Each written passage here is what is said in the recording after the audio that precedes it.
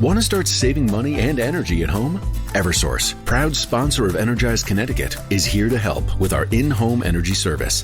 For just $50, our certified technicians will give you a unique home energy score and conduct on-the-spot services. Plus, you'll get rebates and incentives on efficiency upgrades, like improved insulation to stay comfortable and save money all year round.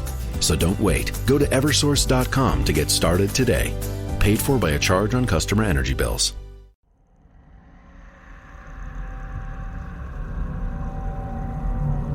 You're about to enter into a new world of knowledge, curiosities, and high strangeness. This is a podcast of Straight Up Strange Productions. This episode is brought to you by our Patreon supporters. Become a patron today at patreon.com/intotheportal.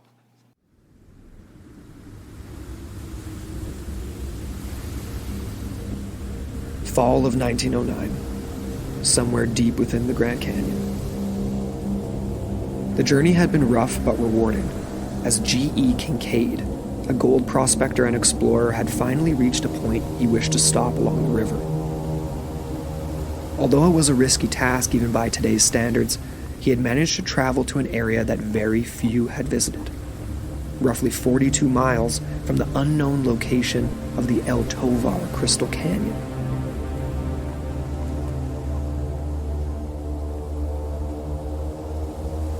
Kinkade had taken hundreds of photographs and seen hundreds of miles of landscape within the canyon. But as he pulled his small boat onto the rocky shores of the Colorado River, he noticed something that struck him. Strange markings high up in the cliffs.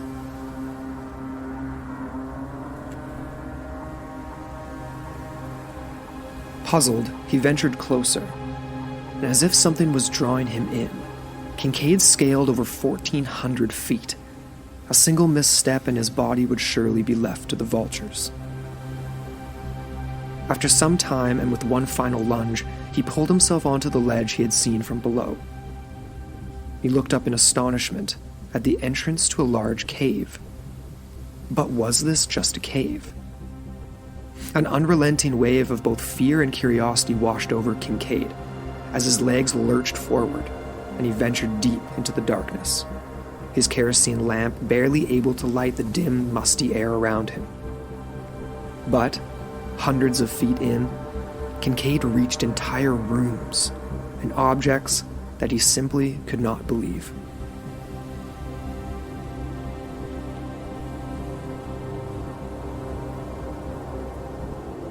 As the legends go, what Mr. Kincaid found there that day defies the conventional view of human history on the American continent. Artifacts, writings, and even mummies of an ancient culture whose records have been lost over the centuries. Their fate, the result of unknown circumstances, and the challenges faced in the unforgiving terrain of the canyon. But could any of this be true?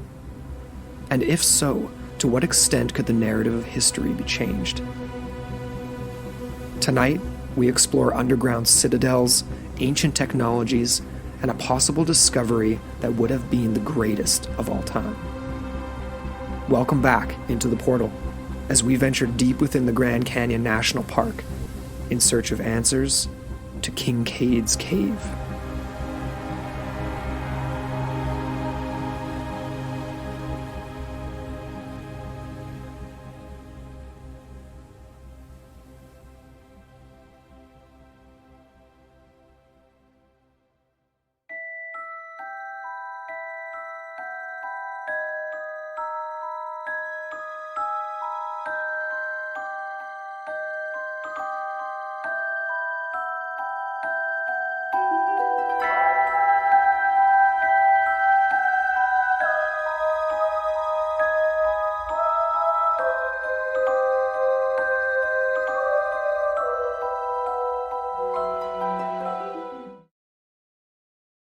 Hello, everybody. I'm Amber A. And I'm Andrew McKay. And you're listening to Into the Portal. Your gateway to the bizarre. Boom. Wow, that wasn't so bad for being off for a little bit. We're tweaking things. We're staring at each other right now being like, That was actually that wasn't it at all what we said we were going to start not. with. Because it's supposed to be, I think, welcome back. Or no, do we welcome you guys back right away? Sure. It has been just that long, it feels like. So I'm feeling inspired right now. Oh, So absolutely. we're rolling with that. We got the stupidest grins on our face right now, and it's just hilarious. we're just glad to be here again, I guess. Oh my God. It honestly feels kind of surreal. It feels really, really good though. Like it genuinely feels so good. Yeah. It's been a long time coming. We had a nice break, you guys. We hope everyone out there has been doing really well with everything you guys have been up to. Like I don't even know where we've been. Where have we been? Boom. Tell me one thing, Andrew. One thing. What's new with you? Well, we did get married. All right, that's a big one. He actually gets to wear a ring now, which he's right. been wanting to do for what, like 2.5 years? So that's she's just a long been time flaunting coming. her engagement ring, like she's all that, and I haven't had anything, so no bling. So now I've got something, so that's nice. Also, we've been rewatching the entire Fast and the Furious franchise, thanks to big development. the No Dunks podcast guys. Yeah, we got on that bandwagon pretty late, I'd say. Yeah. And it keeps feeling even weirder because when we started it, obviously that series started in like early 2000s. So it was like very much, it felt like at home. And as it progresses, it's like, this is feeling so modern. It's feeling so weird. Like, what's going on here? Me feel and then you old. realize, yeah, exactly. It is an old series and we're old. So And we're old. Yeah, so you're all caught up, everyone. That's all that we've been. No, we've been. That's about it. It's been crazy. We would love to hear what you guys have been doing. Like, hit us up with the ideas, all the good stuff you were always giving us before when we were back at it. And I just need to get back into the flow here. You know what I mean? Like, I'm just ready to get back at it. And we couldn't have picked really a better story to cover.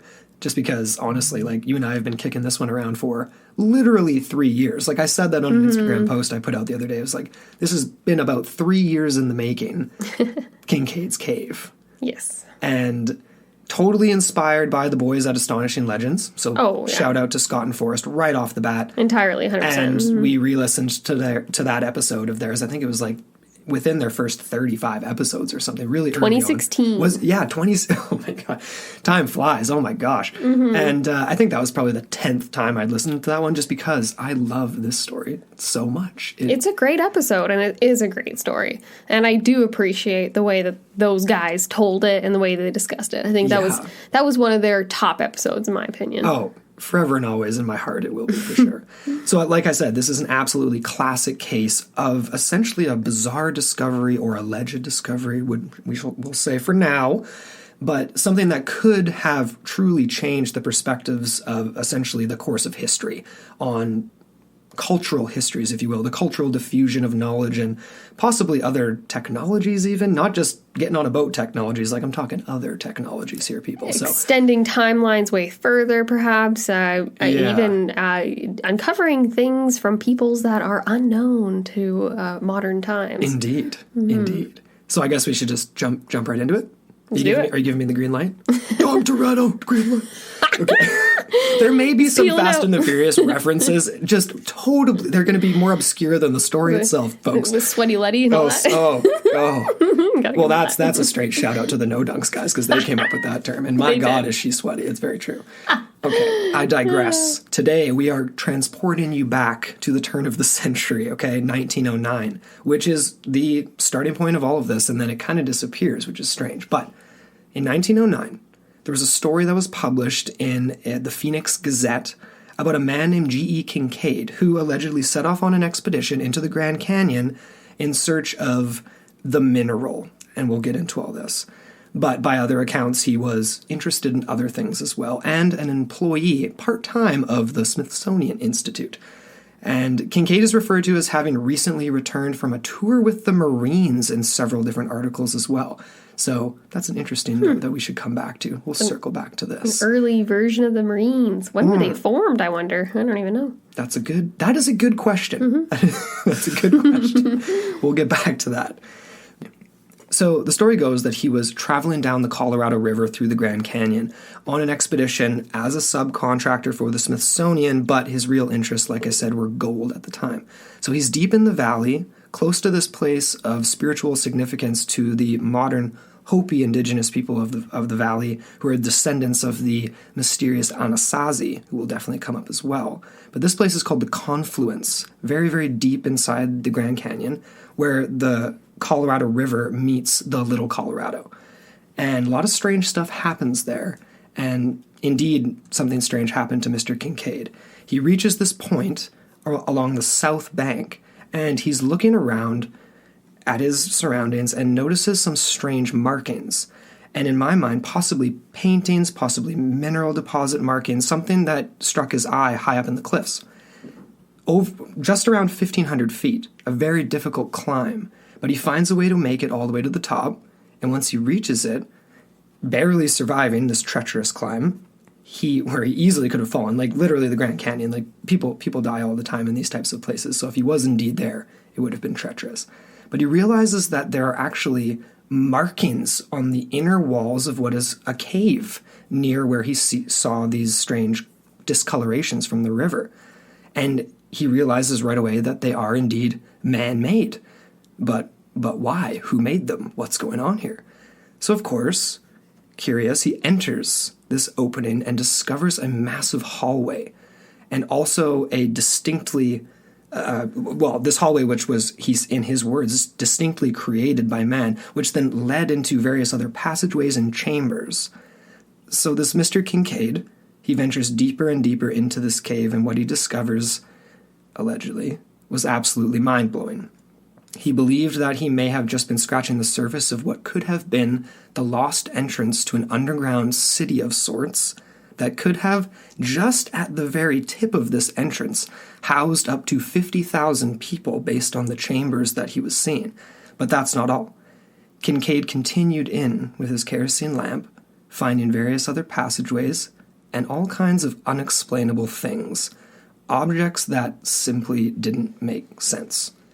Okay, before I continue on here, Amber, did you want to jump in at all? Or shall I just continue? You're getting into the meat of it. That's for sure. It's interesting because obviously this is a very obscure story, a very fantastical tale by all means. And this Mr. Kincaid is a very mysterious figure, and there is a lot of, shrouding of mystery that remains to this day when it comes to this particular story. Indeed. Or let's say two stories, right? Because there were actually two articles, and there was a whole schwack of information that came out of them. A schwack. A schwack. I will say that. That's a technical term, I believe. Just like schmear. You're already back to that. We've been off for a month and a half. You already have a schmear reference. You know what? All right. Well, you asked for my opinion, so I'm just giving it. I'm going to hold off on asking for your opinion. Okay. I digress here. Coming back to Mr. Kincaid. So the story goes, continuing on, that the journey by Mr. Kincaid was then connected with a professor and explorer that was directly involved with the infamous, I'm going to say, I will call it infamous, Smithsonian Institute. And that's a joke. It's not so infamous, but maybe they have lost some stuff. And we've mentioned this before, and that kind of gets me my back up a little bit, because I want to find giant bones, and I want to find some of the things that allegedly have been sent there. We don't have it. We don't have it. You don't have it. Some of them are fantastical, too. Like, some of them are alleged, and some of them are actually, like, recorded. Right. Like legitimate American native artifacts that were delivered and then promptly lost. Yeah. And it's actually, like, on record. Right. So it's not and, like, in my mind... not like this story in particular. Exactly. So, but people will... I mean, when you juxtapose it, it's like, dubious indeed. You may have lost some stuff. Anyway, I'm picturing like the classic like Indiana Jones haul of like the Raiders of the Lost Ark, where the guy's just like pushing the crate into it, and it's like nothing's labeled seemingly, and it's just like you want to go. What if just one of those is like a refrigerator or something, and someone's just like, "Hey, can I get that?" And it's just like, "Oh shit, we didn't label any of this, man. It's somewhere in here. Lost."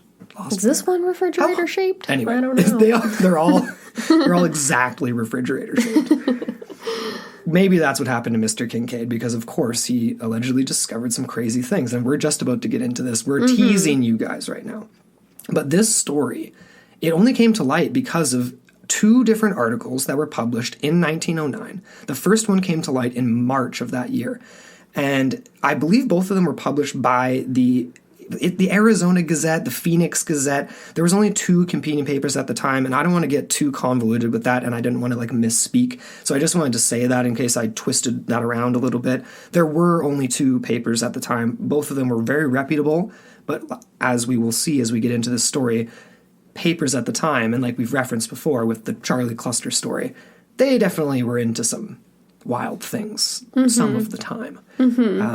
But in any event, 1909, this first one comes out, and it's a real tease, just like we're teasing you guys right now.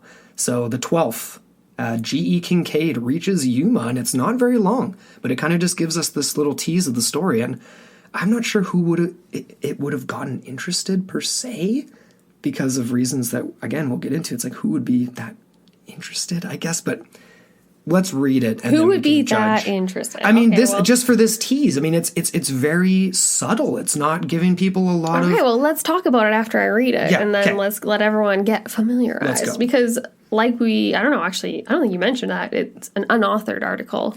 Right. It's not authored. There's no one in the byline. The source that we have does list the Arizona Gazette, so I don't think you're twisting anything in that regard, but you're pulling a Forrest right now where you're just like, I just gotta cover my bases right now. Oh my God. Well, I will keep doing that. Speculation does remain as to who's responsible for the writing of these articles. In my opinion, obviously, like more than half of it was written by this alleged G.E. Kinkade. So that's not this one. Let's get into March 12th, 1909. G.E. Kinkade reaches Yuma. G.E. Kinkade of Lewiston, Idaho, arrived in Yuma after a trip from Green River, Wyoming, down the entire course of the Colorado River. He is the second man to make this journey and came alone in a small skiff, stopping at his pleasure to investigate the surrounding country. And that is a privilege that does not remain today in this area. I continue. He left Green River in October, having a small covered boat with oars and carrying a fine camera, with which he secured over 700 views of the river and canyons, which were unsurpassed. Mr. Kincaid says that one of the most interesting features of the trip was passing through the sluiceways at Laguna Dam. He made this perilous passage with only loss of an oar. Some interesting archaeological discoveries were unearthed, and together the trip was of such interest that he will repeat it next winter in the company of friends. All right. Okay. That's a very short article. That is the end. Yeah. It's not a lot of information. No. It is something that, in my mind, when I read that, I love it because it sounds like a report that was handed from post office to post office and down the line, and, you know, he's reporting while he's still out in it does. He's still exploring. Yeah. He's still out doing his travels, which is pretty cool. And for me, I wonder as to why someone would feel compelled to publish this article if that's it. You know what I mean? Yeah, so were they privy? This is my next question. This unauthored person, or the anonymous author, I should say, were they privy to knowledge that they didn't actually include in this article that was priming, right? Did G.E. Kinkade give him this report and say, I'm actually on the lookout? You know what I mean? Like, what do you make of all this? Well, yeah, it's like it is. It's if it's the primer for a larger hoax, it just is like it's not a 3-barbed hook. You know what I mean? Like, it's not that enticing. It sounds just like a very classic thing you would read in the newspaper, like, of the time. People were searching for gold. They were searching for other stuff. Like, it was very much still the frontier in the turn of the century, and discovering things. And I feel like it was like people with that type of interest would be interested.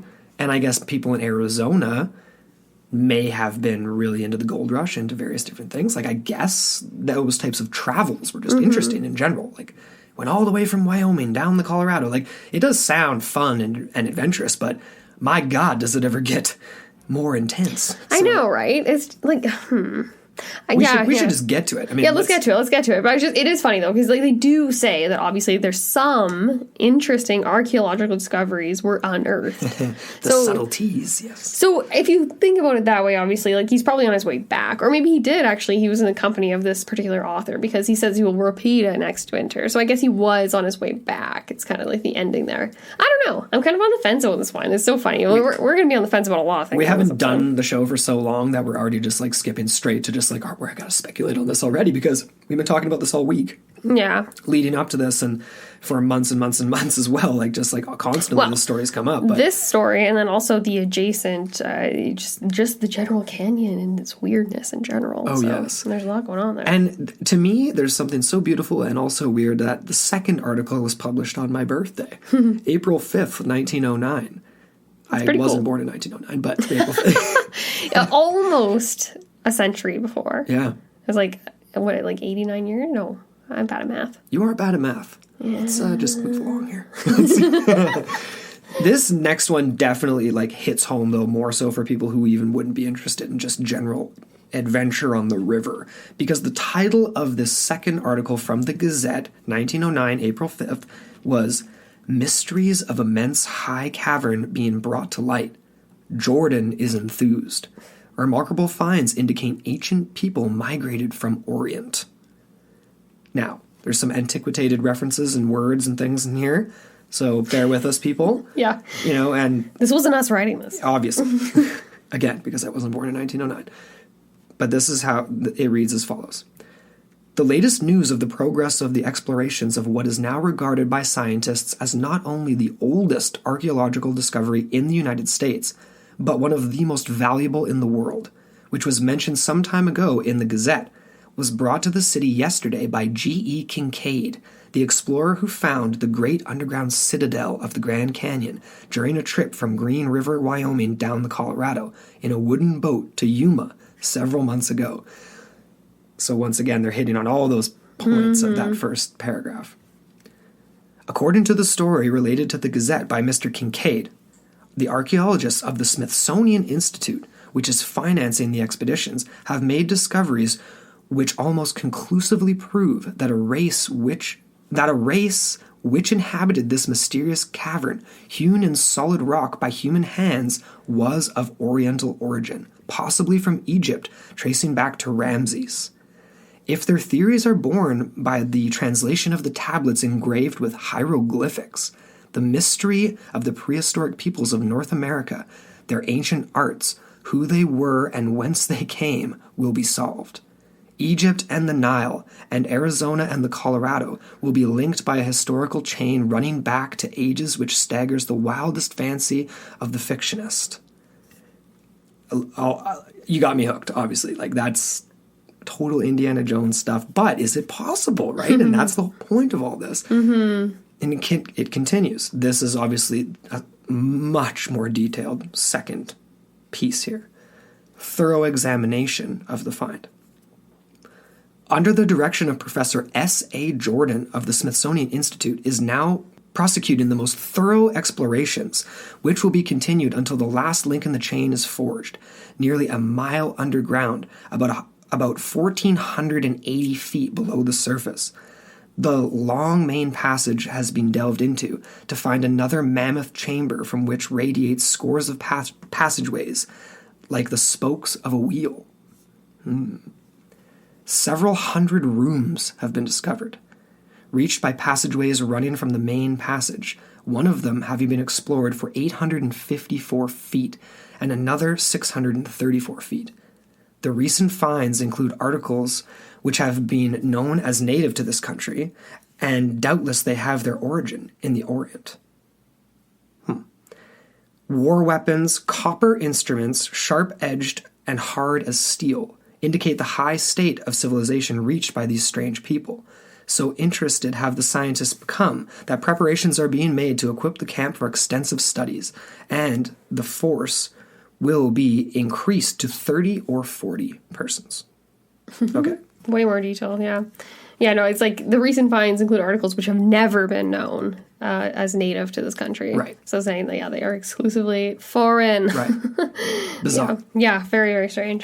But still being, but not getting into the nitty gritty quite yet. It's obviously, right? Like there's a narrative build through this even relatively short article. Like we're getting to it here. So. Well, yeah, we're getting into this next part here, which is his actual report, Mr. Kincaid's report.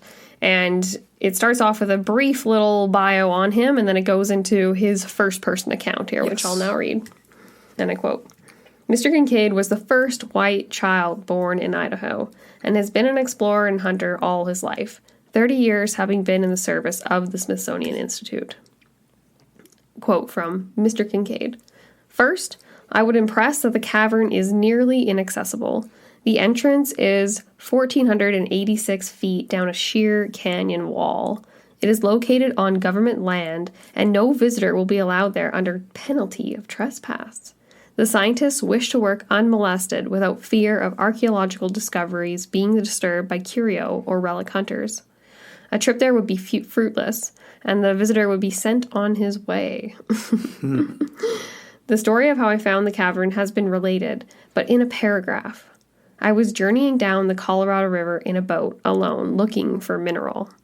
Some 42 miles up from the El Tovar Crystal Canyon, I saw on the east wall stains in the sedimentary formation about 2,000 feet above the riverbed.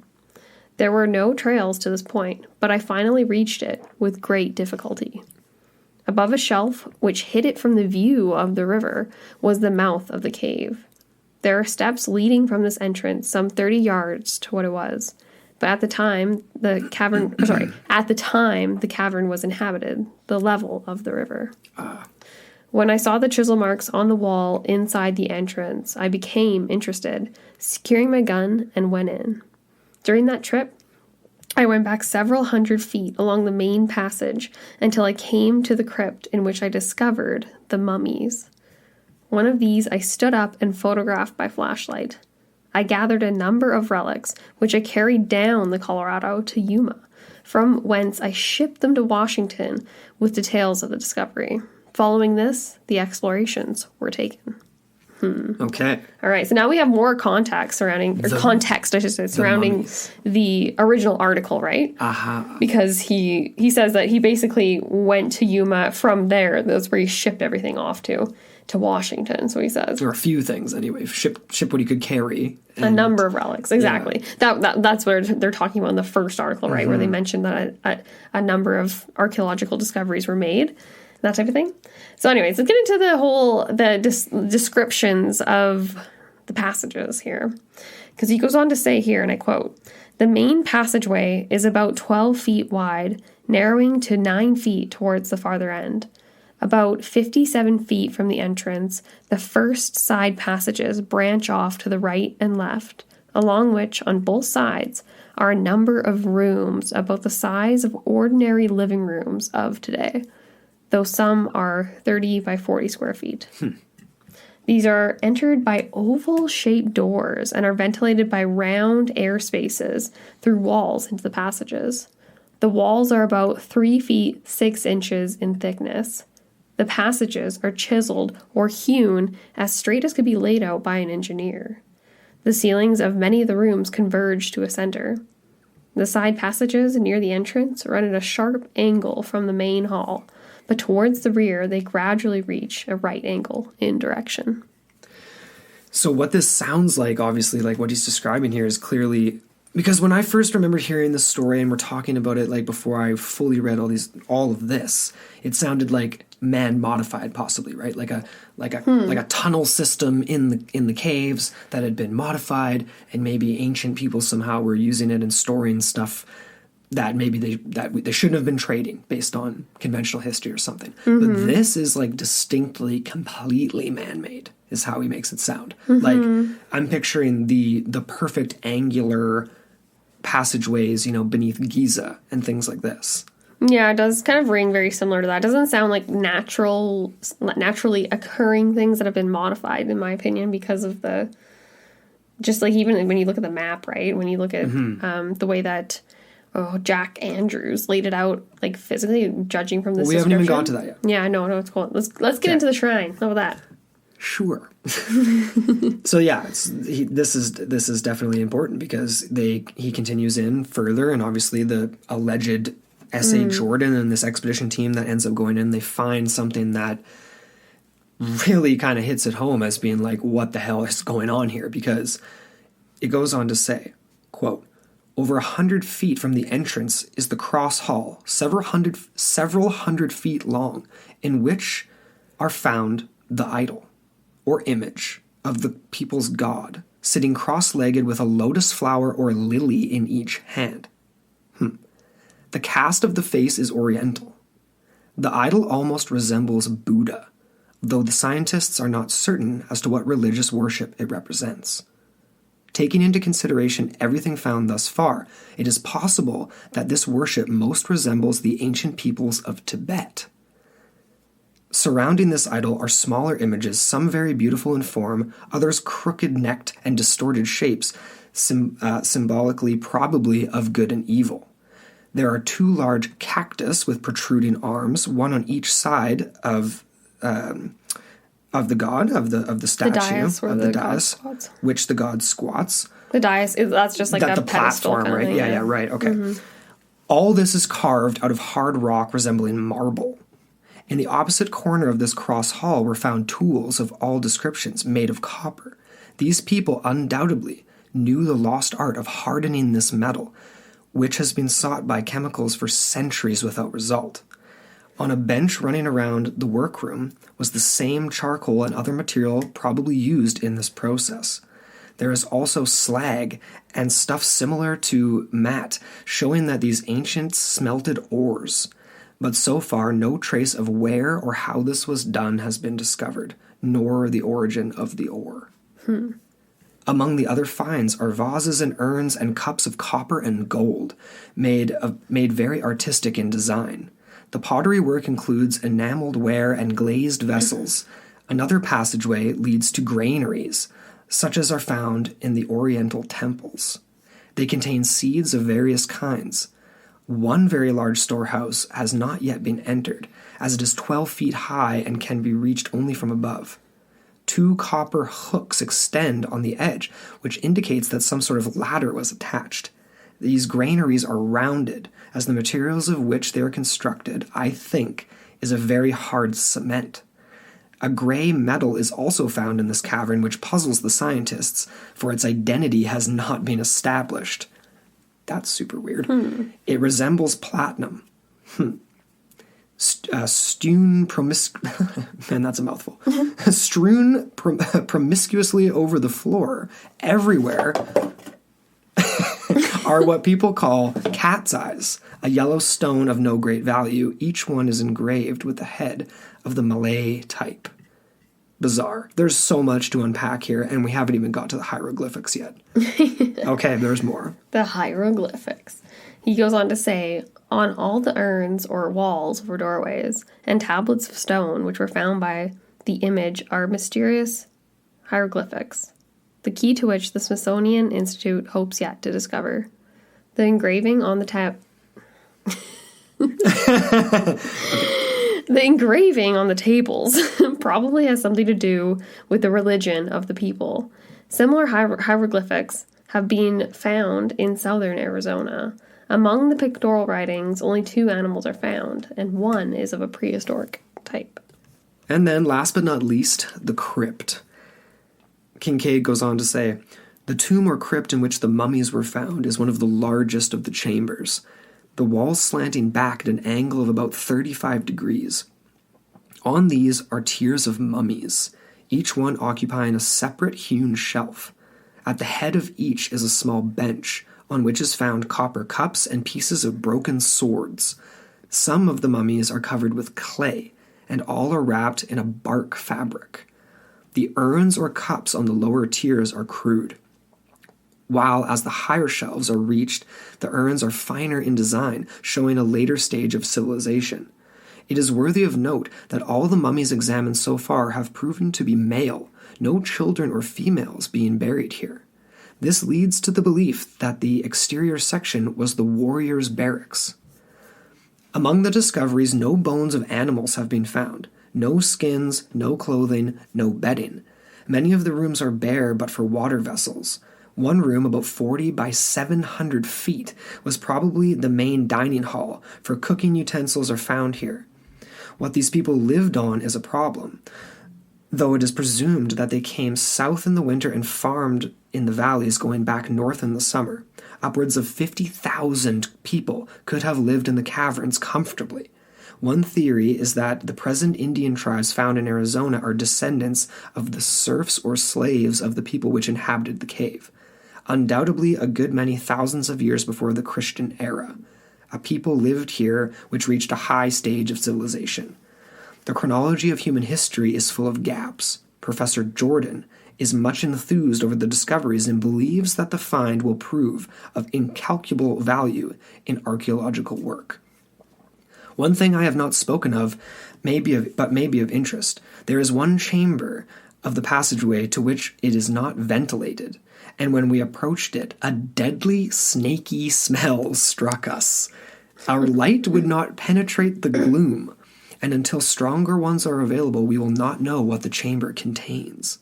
Some say snakes, but others boo-hoo this idea and think it may contain a deadly gas or chemicals used by the ancients. No sounds are heard, but it smells snaky just the same.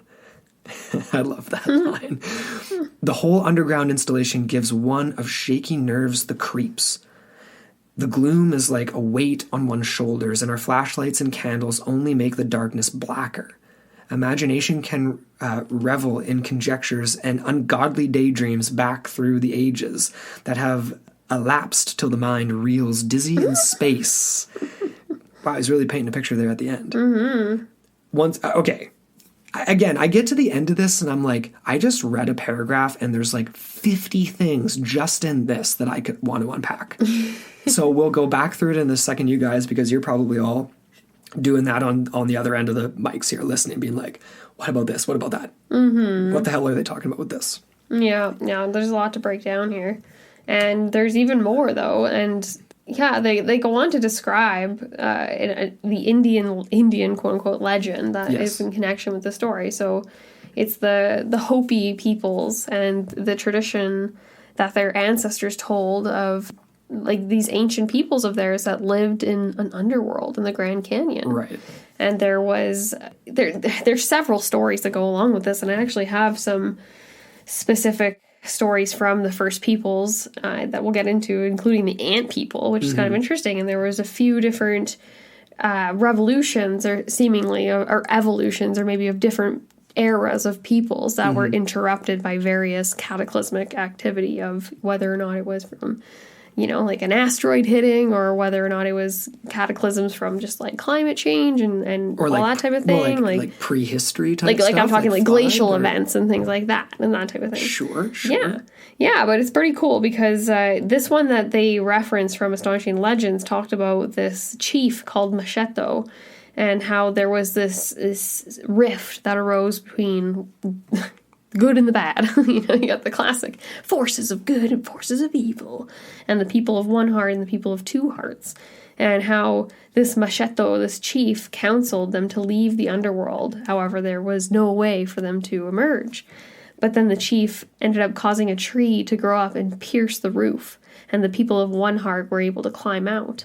They were carried by the Red River, as it's known, which is the Colorado, and grew grain and corn. They sent out a message to the Temple of the Sun, as they referred to it, asking for a blessing of peace, of goodwill, and rain of for the people to help their crops grow. That messenger never returned. However, today in Hopi villages at sundown, you can see the elders of the tribe out on the housetops, gazing towards the sun, still looking for that messenger. And it says here that when he does return, their lands and ancient dwelling place will be restored to them. And it's interesting because, that's pretty, general legend, I'd say. But sure.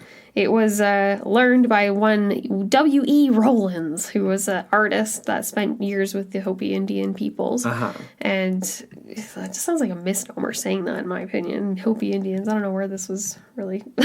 who this was specifically quoting here. I'm pretty sure this was actually, again, from... I don't know if this was actually a continuation of the actual article, because obviously it's not a quote from Kinkade, but I think... No. But it could have been from the article, like the unauthored person, the anonymous. Because this last part of it here, like, just read this last little paragraph verbatim, because it really does kind of hammer home like what they were trying to convey with these two articles, I think. Well, it says here that there are two theories as to the origin of the Egyptians, and now they're getting into that, and that One was that they came from Asia, and the other was that the racial cradle was in the Upper Nile region. And that, I think they're talking about the Fertile Valley there. Mm-hmm. And this guy, Hurine, who was an Egyptologist, believed that there was an Indian origin of the Egyptians. So there was another individual there. I'm actually not sure who Hurine is, who they're referencing there.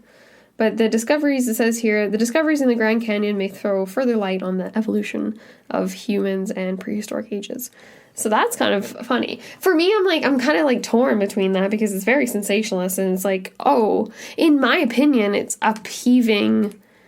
What's that term that was basically like the American right to claim manifest destiny, right? And like that sort of thing. So in my opinion, a lot of what we're going to talk about next, getting into all the controversy surrounding all this and whether or not it actually happened or not, whether or not it was covered up, like, you know, it has to revolve around that question too of manifest destiny and the ultimate right of certain peoples and certain population stuff. I think that definitely comes into play. 100%. Very weird though, hey? So lots to break down. Yeah, that's the understatement of the century, basically. It's a can of worms, that's to say the least. So, I mean, I think the best place for us to try to break this down would be we made a few comments as we went along here, folks, as we read through the actual articles themselves. And I don't know, is that what you want to do? You want to get through some of those? Yeah. All right, so the first one we have here that was kind of just like stuck out like a sore thumb, and we mentioned it as we were reading it, is this reference to of Oriental origin. Now, that's obviously like an antiquated reference. It's also very broad, right, in terms of like what it could be referencing. It's kind of saying as if like some of the stuff they're seeing is almost, well, they say Tibetan outright, right? You know what it reminds me of is that Edward Said is Orientalism. Oh. Anything foreign is just Oriental. Well, hey, that's exactly what it was at this time, obviously, right? And still is to many extents certain Hewn in arenas solid today. Rock by human hands was of Oriental origin. That was the context there. Right. Yeah, but I don't know. Saying that in and of itself, too, is like, it's like being like, holy shit, like some obviously super advanced people that clearly weren't from North America came over and did this, like hewn solid rock. Direct, and it's one thing to do that where it's like, you know, you're building the Moai on Easter Island or something. It's another thing to go directly into a canyon. You know what I mean? Like, that's a whole other thing. Yeah. But that's the first thing we highlighted there. So it's like, is this believable at all? Does it make it more or less believable when they reference this as Oriental origin? Is that just like someone who's not an expert just making that as a reference? It's kind of weird. Well, he wouldn't have been an expert. Gee, Kinkade. He would have been a mineralogist. He would have been a gold digger. True, but this is potentially when they're back and he's making references after Jordan, this alleged archaeologist and associate of the Smithsonian, has had a chance to exactly. And review. when we talk about Jordan too, like there was allegedly, if we have the right Jordan, which is very hard to track, he might have actually been on earlier expeditions with G. Kincaid back in the 1860s. That is something else that we can touch on here. Going through these again, though, there's a reference here. When I was initially reading through this, I was like, okay, like, so he's talking about these several hundred rooms being discovered, reached by passageways running from the main passage, several hundred rooms. Like, that to me speaks like, is that like I'm almost picturing like the style of like a cruise ship building where it's like very small. Are these like cubbies for people to sleep in? Or are these like really big rooms? He said like living room sized? Isn't he say the majority of the rooms were like the size of a standard living room, he says at some point. He does reference that at some point. But then he says here, one of them having been explored for 854 feet and another 634 feet. Oh, sorry, he's referring to passages, they're not rooms. Yeah. But I was just like, kind of like, when I was looking, I was like, geez, it sounds like a lot. Like, that's not almost a kilometer. That's like almost half a kilometer. Right. Just for all Canadians out here. But just for reference sake here, like the biggest and deepest known cave city actually exists in Turkey. It's called the Cappadocia region. I'm totally saying that wrong probably, but it's called the Derinkuyu underground city. And to this date has not been fully explored. So I can't believe that that's not completely mapped though, or explored. It's like we know it's there. I mean, here we're talking. Why are we talking about this then? Let's go talk about Derinkuyu. Well, what the hell are you guys doing over there, Turkey? They're too busy doing other stuff. There are a ton of these things over there. Right. This is like the mecca for underground cities. So it's like, I don't know. I guess they haven't. I I will think there's say- probably very obvious reasons. Like, it's probably not geologically stable to a large degree. That's true. It is quite possibly, I think there's 8 different floors. So Crazy. 8 floors. And it's like, what's it called? Like, they go straight vertical down. So it's like, it's not as if, a lot of them are air shafts and things like that, I imagine. But you're not very impressed. I was pretty impressed. At the size? As soon as I saw this, explored for 854 square feet, feet, I was like, that's ridiculous. I'm immediately not believing this bullshit. Are you kidding me? Like, this is ridiculous. That's too far down. It's too deep. And there. not to mention that, where the hell is he getting oxygen from if he's going this far into the freaking Earth? Okay, You know first what I of all, this isn't Okay, 2 things. 1, this isn't Kinkade saying, I walked 854 feet down a passageway. Also, Several hundred rooms have been discovered, reached by passageways running from the main passage. One of them having been explored for 854 feet. I guess he's not personally claiming to have done that. 30 to 40 persons came on the second expedition with S.A. Jordan, and they're clearly very good at measuring things because they're very specific about the footage and everything. Where are these 34 people to provide testimony to this actually happening? Yeah, I have that in my theory notes as well. You're just hitting on all my theories. We're 40 minutes in. We're not even halfway through. You've already covered all my theories. Bing, bang, boom. We're done. It's not real. Everyone, we're going home. No, I'm just. I have a lot of questions. No, I know you do. And one thing I wanted to point out here is it's curious. You're not wrong about some of these distances and lengths and sizes. Like, they are a little bit dubious, I guess. So you do think that they could breathe that far in there now because it's clearly was. That's what you're saying. Okay, that's well, I'm imagining so, because if they're Sure. able to explore other things to that depth, like, I wouldn't personally be doing that. I know we were all talking, we were doing the Kentucky cave, the Kentucky Goblin cave thing, but I don't know. Kentucky Dave, is that what you just said? Kentucky Dave. I get in there about 12, 15 feet and I'm done. So yeah, I do not doubt. I will say that's kind of funny that it's almost the exact same distance. He's like, I climbed up basically 1,486 feet, and then he has another reference here, or they have another reference here, the article, to one of the shafts or whatever you want being 1,480 feet. It's almost like they're just using the same numbers. Take 6 feet off of it. You know what I mean? But it's almost identical. Mm-hmm. But that's curious. That reference to the Turkish site definitely kind of lends some credence to this. I mean, I was literally trying to find examples of anything else that was an underground city anywhere in the world. Let's juxtapose that to the next note, because the next note is one you added in here on the notion of Mr. Kincaid being the first white child born in Idaho. That's how do they know that? That's my first question. Well, I mean, if you were indeed the first white child born in Idaho, maybe it was in an earlier paper. Maybe that's it's like the biggest pumpkin at the fair type story in like the 1870s or something. It's just weird. It's very distasteful, obviously, in this cultural zeitgeist we're living in at this particular moment. We can put all of that aside for dealing with this because we know all of that, and you're going to get it in every sentence. If anything, though, this should be the key piece of evidence to find Mr. Kincaid. Being the first white child born. Look for the first baby that was a settler baby or whoever born in Idaho. Who the hell can actually claim that in this day and age? You know what I mean? Like, how would you actually know that? Or in their day and age, not this day and age, but our day and age. You clearly didn't Google it, I guess, right? No. Okay. How would I find that? Ancestry.com? No. Yes, okay. Ancestry for finding Mr. Kincaid was definitely one of the means here, but literally I Googled. We let Scott do that. Yeah, no. Hey, we've got Ancestry, but I Googled, okay, and I hate using that as a verb. You've made me do it because you're just forcing my hand here. But no, I couldn't find anything. I did search that. I was like, first white child born in Idaho, and that's a rabbit hole, folks. You're going to get in. That's not something you want to. Anyway, it's fine. But nothing. There's nothing. There was no article. There was no 1870s or whatever article on this, and we don't actually know how old he was. And that's just a guess of if he was in his late 30s or early 40s or whatever, because we don't know who Mr. Kincaid was, and we don't know what his first or middle name was, or if that was a nickname. Right? Like these are all the things. But you're obviously saying white child born in Idaho.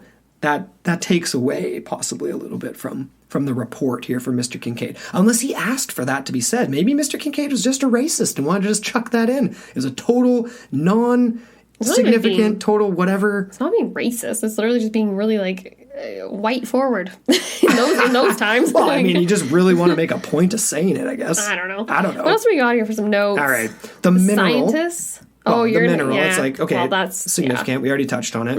Okay, what else do we have here? Obviously, yeah, the scientists are not certain as to what religious worship the idol represented, but they describe it as resembling almost like Buddha, possibly being Tibetan in origin. That is very odd, obviously, because it's juxtaposed to these things that they're making reference to Egypt and other things. So it's almost like we're getting into like Hall of Records type territory here, because there's various different things. It's clearly not from one. It's aliens. Aliens. We need, Sue Close will probably turn up here when we're talking theories or whatever, because that does come up. That in some people's interpretation, in some people's interpretations of things here. But obviously, you wrote in here. It's like, well, who were some of these scientists, and if they were indeed real and were indeed there, and this was a cover up, it's like they must have been paid off pretty hefty. I don't know. Or was it hushed up? Were maybe. They offed? I was going to say maybe they're just left in the cave. They just left them they pushed them in the snaky pit. The snaky pit. That's where they ended up. That's where everyone in the snake pit, just like poor Indiana. Jeez. But hey, I said that to you though. You're like, oh, that just sounds so cliche. And then I was like, but this is 1909. It's like, other than being like a hardcore Christian and being like, oh, the devil and snakes. It's like, I don't know of any like historical stories where someone ends up in a snake pit. That's like really prominent. I mean, I'm sure there is, and people are gonna message us and be like, "You're an idiot." Oh, I don't even know what smells snaky. That was the confusing part to me. I was just like, "What do you mean?" Well, but you okay. So we can. Do you want to touch on that? So you called that out. It's weird. It's like, what the hell does a snake smell like? Does anyone out there listening own a snake? Like birch bark, by any chance? Honey, that is actually important. Birch bark. We need to come back to the birch bark mummies, because that's birch bark canoes. Well, there weren't any canoes. Was it birch bark they were buried in? I was actually making a joke there. No. I think they do reference. They were covered in bark. It was not birch bark particularly, but I think it was bark. Right. Do you want to get to that, or are we just kind of skipping around here? Well, we got to the scientists. There was one other thing here before we were just kind of tracing down the article here. I just kind of had this stupid point. I was like, when he's talking about these other finds, he's like, these vases or urns. Are there ashes in these urns? Like, how do you know it's an urn? Cups of copper and gold, made very artistic in design, with club saws. No, I'm just kidding. Right. But I was like, oh, wow, how technical of you to describe them in those ways. But I actually kind of like thought about it more, and I was like, you know what? Maybe it's like, it just speaks to the idea that he really wasn't sure what he was looking at in particular. He's not the expert. Right. So you can kind of like, just cut some slack. Does an urn have to have ashes in it? An urn is like a... Is it always for that? What Can else you have urns is it for other things? No. No? Just outright no. Define an urn. You're actually going to do that? Okay. People were learning it's a tall, rounded vase with a base. Primarily used for storing ashes of a cremated person. Okay. So, but clearly, if they were using it for that sense... There is another definition here. It says a large metal container with a tap in which tea or coffee is made or kept hot. Okay. Okay, so maybe they had other urns. Okay. Maybe they were brewing some coffee or tea. I mean, tea, possibly. It could have been. They clearly, it was clearly some sort of high culture is basically what they're getting at here. Insane artistic design. And I don't think, like, you pointed that out as being like, oh, it's vague, it's this, it's that. And I don't disagree, but I think you're right also in what you just said there too, where it's like, they're not sure what they're looking at potentially. So they've made a couple other sort of outlandish guesses, but maybe they're not going to do that for everything. You know what I'm saying? And like, to me, as we're reading through here, it's like it's not all the way fantastical, at least not to the extent that you might think for something that's like completely made up. Where it's like you walk into the room and there's chests of jewels flowing over the open treasure chests, and there's crowns of some ancient giant king and the throne made of solid diamonds, and like there's like we've read all kinds of other stories like that.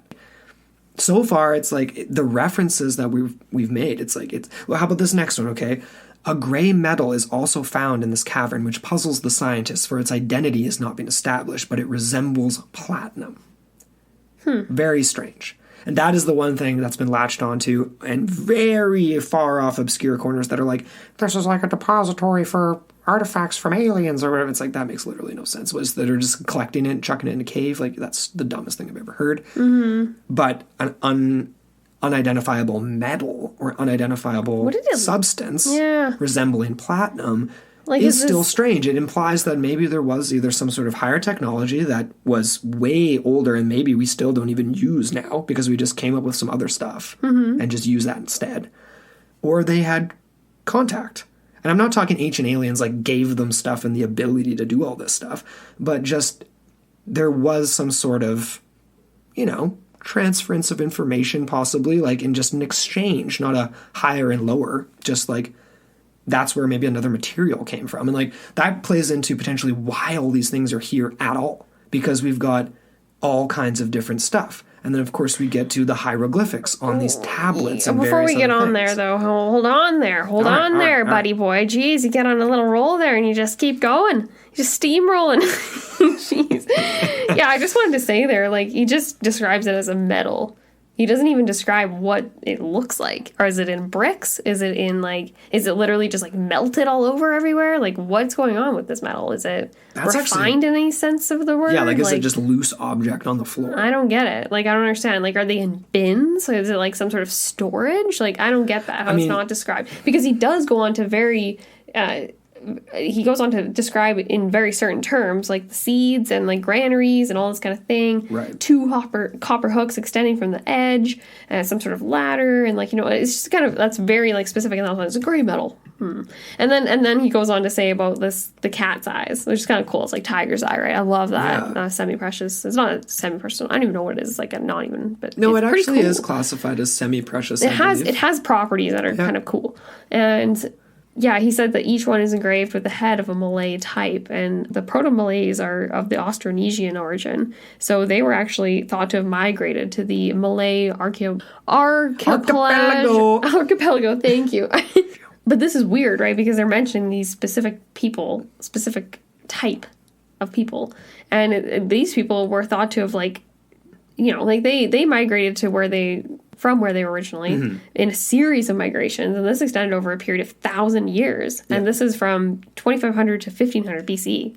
So that's like quite a long time. Like, I'm like kind of confused as to maybe there's so many things that we'll never know. It just makes me so mad. I know, right? If only to be a fly on the wall. Here we are, just. I know. We get to speculate on it, and that is fun. That is still fun. I mean, this reminds me episode on Pele and the Hawaiian Islands myths and legends and the travels and journeys that were taken, like thousands of years ago between the islands, and no doubt some of those Polynesians would have had potential contact with these travelers as well. And the interest in something like a cat's eye is another very clever toss-in if this is a hoax writer, because that's the type of substance that definitely is revered, like, you know what I mean? Like, and those other types of like non-precious things. Like, I'm trying to think of another example right off the top of my head. It's like, it ain't always diamonds and gold and that kind of thing, right? It's other substances that are just interesting or significant, like ochre used to be, right? For its red color and that kind of thing. Yeah, they all have properties that are... Right? Yeah, exactly. But the distinct reference of a head of the Malay type is just tossing in that's just another, like, huge toss-in. We've got Tibet, we've got Egypt, we've got Malay, we've got, like, so many different... We've got Buddhist religion, which could be from a various different number of places. Like, distinctly they reference Tibet. So which culture is it, or is it one other distinctly something completely different? It's none of these cultures whatsoever, but has acquired these artifacts somehow from these cultures. And I think maybe it's a little bit more west to east instead of east to west in terms of pre-Columbian contact. Perhaps the ancient Anasazi, or maybe even predating them, popped over the pond the other way. But we'll get to that. Because, of course, there's the crypt as well. And I think the most distinctive thing about the crypt was you made the reference to the example in Turkey and the housing up to 50,000 people in this one that Kinkade references. And I'm like, I mean, he gets into the mummies. They're clearly not mummified in the Egyptian style, right? Where it's like the classic wrap. It's done with bark. It's done differently. There's clearly different levels of like person in one chamber. I guess you would get that in Egypt with like families buried together, where it wasn't royalty or royalty buried with some of their servants or whatever in lesser fancy ways, basically. I mean, it kind of adds up. It sounds like something that would be a real burial chamber to me. I thought that wasn't families, that was soldiers. Yeah, in this one it is. I'm Yeah. saying in Egypt, I think that's a thing where it's like sorry. you would have multiple people buried together in certain positions that indicate their status in the family or whatever, right? Like that just makes sense. But I mean, it doesn't sound that outlandish, the description of the crypt to me. What do you think? I don't know. Sure. It's all fantastical, but the fact that there are mummies supposedly in the Grand Canyon is pretty fantastic. But Oh, man. I wish you guys could have seen Amber's face when I just asked that question. And, like, that pause. Man, oh, man, I'm getting that pause more and more and more on this show. no, well, I was it. still just looking at these notes. So, not the notes. I was looking at the specific passages that we're talking about right now, and just like these rooms. You're right. It was like, most of these rooms are bare, but for water vessels. It almost sounds like it's very like just. It almost sounds like soldiers' quarters to me, or it sounds like very like bare bones, just like bunks, like that type of thing. Like the whole place. Like the granary to keep them alive, the forge to make weapons, the basic rooms to house soldiers. And if you look at it that way, if there's hundreds of these rooms or whatever, and he says here upwards of 50,000 people could have lived here comfortably, I am not doubting that, I guess. Like, if there are that many rooms, like... That's where Cambisi's troops vanished to. They appeared in the Grand Canyon and then they just set up shop. Exactly 50,000, man. Exactly. No, but that is a good point. I like this part here where he goes on to say, like, the chronology of human history is full of gaps, and that this Professor Jordan is much enthused over the discoveries and believes that they will prove incalculable in the value to their archaeological work. Yeah. I think that, to me, is like, oh, or not. Let's just... It's like Homer receding into the bushes. It's like, actually, never mind. Like, none of this ever happened, if any of this happened at all. If you believe it, I don't know. It's just crazy, though. It's like... I don't know. To me, I'm still just on the fence about a lot of this, obviously. Well, yeah, I think I hope I can turn your opinion as we work through this, because there's a lot of stuff that really props it up and makes it just really fascinating to me. Like, I've been staring at Google Earth for, like, just like just looking. I love how you can like turn the perspective so you can kind of like see like the different, like, you can see the walls of the canyon. You can be like, oh, but they don't show you anything.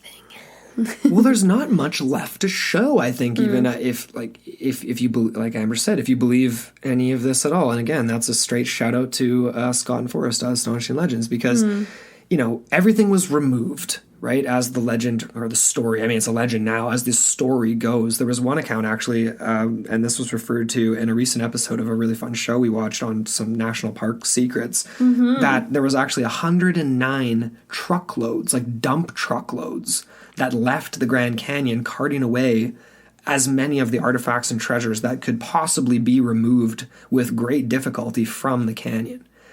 And there were, kind of like the Philadelphia experiment, like allegedly witnesses of these trucks leaving the canyon and being like, what are they doing in there? Like, where are these going? But it just sort of was chalked up, I guess. It would look like it's just a military exercise. I mean, you just got like these unmarked, it's not like it was a branded truck. There. When you're looking at the Google Earth, how the hell do you get trucks down there? Well, it wouldn't be all the way. You'd be shipping it down the river. And then you'd have to go down, you'd have to ship stuff down the river to Yuma, and then it'd be driving out of the canyon from there or whatever, right? We really need to go visit the Grand Canyon. Maybe we'll go looking for him. Jeez, get arrested in the Grand Canyon. I just got lost. I don't know about that. I don't know. You wouldn't want to get lost there. We'd probably just disappear. 100% we'd disappear. Are you kidding me? If I haven't had enough coffee and I'm like, I got lost within 3 blocks of my hotel in Vancouver a few weeks before our wedding. I got lost. I got turned around. I was like, I didn't know where I was. Anyway. But no, seriously, guys, though, no doubt we would get lost here, because this exact place, well, I say exact place, the rough location of where Kinkade allegedly found this entrance point is right where there's just a lot of other stuff going on, a lot of other weird happenings, otherworldly things, and just horrible things too, to be honest with you. And I do want to point out as well too that the canyon is literally almost displays the entire geological history of the Earth. So it's very beautiful. It's very obviously awe-inspiring, but it's also, to me, when I read that, it's that sounds so primordial and like Cthulhu, like the world of Cthulhu. When I think about that, it's like just the ancient stuff, like just the secrets held inside, both literally and metaphorically, if you believe there's a cave holding stuff. But yeah, all manner of strange happenings, like vanished hikers, obviously, bizarre plane crashes over the canyon.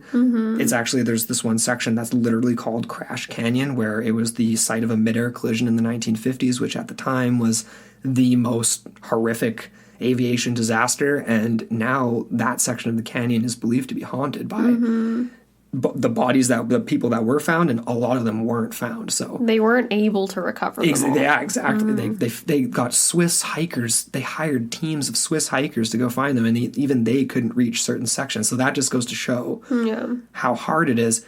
Yet the ancient Anasazi and other peoples, they got up to some of these crazy sections and spots because, you know, when you're there and you're experiencing it, you know what you're doing. Anyway, pretty crazy. But this particular event, this plane crash, it happened almost directly over top of this place called the Confluence, which we referenced off the top. Massively significant for humans for thousands of years, the humans that have been in that area and the indigenous peoples of that area. And maybe even more, maybe even some sort of prehistory going on in this area as well. Not to interrupt you there, but I just think we should explain like what a confluence means. Oh, sure, right? yeah. Which is actually kind of hilarious because I will just say, I have a personal anecdote here. When I was just recently, a couple months ago, trying to come up with some brand copy for a brewery that we were involved with, and still are to this day, but we were trying to come up with some sort of like element, something. Yeah. They wanted to go very West Coast. They want to be very natural. They're on the coast there, and there's this confluence, this river confluence that's right in their neighborhood. Like they're probably hundreds of meters away from it. Neck of the woods. And it's just, and it very much has to do with like the Coquitlam River, and the Port Coquitlam is where it's located. And I had this whole concept kind of derived from the idea of this confluence, this coming together, and this like, you know, the idea of two becoming one and things like that. And it's a very beautiful thing. And and you're all probably wondering, how the hell do you tie that into a brewery? Anyways. It's BC, people. It was shut down, I will say that. It was, the word confluence was too long of a word, they thought. It was too complicated. Well, so they scrapped it. You know, but then I actually included it in one part of the copy in the branding. Just snuck it in there anyway. I was like, cheeky because it annoys me, because I guess I come from wine, so it's like the longer the word, the better. You just like the concept of the confluence is amazing. Which we still haven't given, although I think I did off the top of the show. I don't know if you did, actually. A meeting of two rivers, basically. Yes, right? the little Colorado and the Colorado. And the mighty Colorado that carved out the Grand Canyon. And Kinkade makes reference to steps leading up to the cave at the time when the water would have been at that level. So that's another thing, too, actually, I kind of forgot to do. And I actually forgot. Sorry, guys. Great research on Andrew's part here. Maybe we can come back to that question, because I forgot to really dig into looking at the geology and the water levels and being able to judge roughly, it's like, when would people have, what year would it have been when it was there? So we're like, okay, sweet, it's 3000 BC. People are chilling in this. We need to call Dana back again, episode 2. Crazy, right? But anyway, coming back to this confluence, like over 10,000 years, this has been a significant place for the indigenous peoples here. And still to this day, both the locals, like indigenous people that know of it and it's taught, and just people who have no idea what it is at all, that have gone to visit the Grand Canyon, are inexplicably drawn to this place, even if you weren't going looking for it or anything like that. And the Hopi, the Hopi, they basically say that they go there for spiritual guidance. It's almost kind of like a place where like a shaman would do a ritual or something, even, right? And back in the day is kind of how I picture it, right? They go there for guidance, and they do believe it's very spiritually central to them because of a specific rock, a dome formation that is supposedly their origin. Yeah. Which we actually make reference to in a little bit. I have the story there. But the point of referencing the confluence here is that it's really close, we believe, to where Kinkade allegedly discovered this cave, and it's where many people have gone missing and where many strange things happen. So what we're building on here is whether or not this potentially ties into either Kinkade seeing the cave, finding the cave, whether or not it was even there at all. And I don't mean that in terms of it being a hoax. I mean that in terms of it being a point that you can't always access. And not just because it's 1,500 feet up. Maybe he wasn't supposed to, and it was just the right timing. And I have a story to go along with that. But basically, the elders of the Hopi that exist today, they talk about this place as a place of transference, where you can come and go, so to speak. Where you're coming and going from is up for debate, but that would definitely tie into potentially artifacts being in a place they shouldn't be thousands of years earlier than they could have been. Yeah, you can definitely take that quite literally. It also plays into a lot of like the mythology and like the folklore and the stories, right? That form the origins of these peoples. And this rock in particular, Sipapu. The Sipapu? Sipapu is what they actually call it. And when I looked it up, the spelling is different. It's like Sipapuni. And I'm like, okay, well, they were saying it differently in this one reference. But anyways, it is a geologic limestone dome formation. So it's kind of like very soft sort of like dome to it. And basically, the Hopi legends do speak of it as this origins rock, a place from which the fourth peoples emerged. And it was very interesting. I pulled this up from the Arizona State University, and they were talking about how, exactly that. It is a geologic dome that's built up from mineral deposits of a spring on the banks of the Little Colorado. And basically, it plays into the mythology. It says that basically these peoples emerged from the third world through the hole in the top of the Sipapu, which again kind of plays into the reference that I think the Astonishing Legends link was referring to, right? This idea that there was something pierced through the top. Right. And then they emerged out through, which is kind of cool. And like I was looking into more of this, right? Because I was just fascinated, of course. And there was, in the First Peoples website, they had this ant people story. And it sounds kind of weird, but it was kind of referencing these half-bug, half-human people known as the Anu-Simon. And they actually emerged from the depths of this rock and helped the Hopi people in their times of need. And it's kind of interesting. There was like 3 times total of these like upheavals and cataclysmic like reformations of the world. And the first one sounded like a meteor or some sort of like fire of cataclysmic proportions. So that sounds like almost the thing that wiped out the dinosaurs. Yeah. Or something like that. You know what I mean? It totally does. And then there was another one. It sounded more like of earthquakes and ice. It could have been an ice age.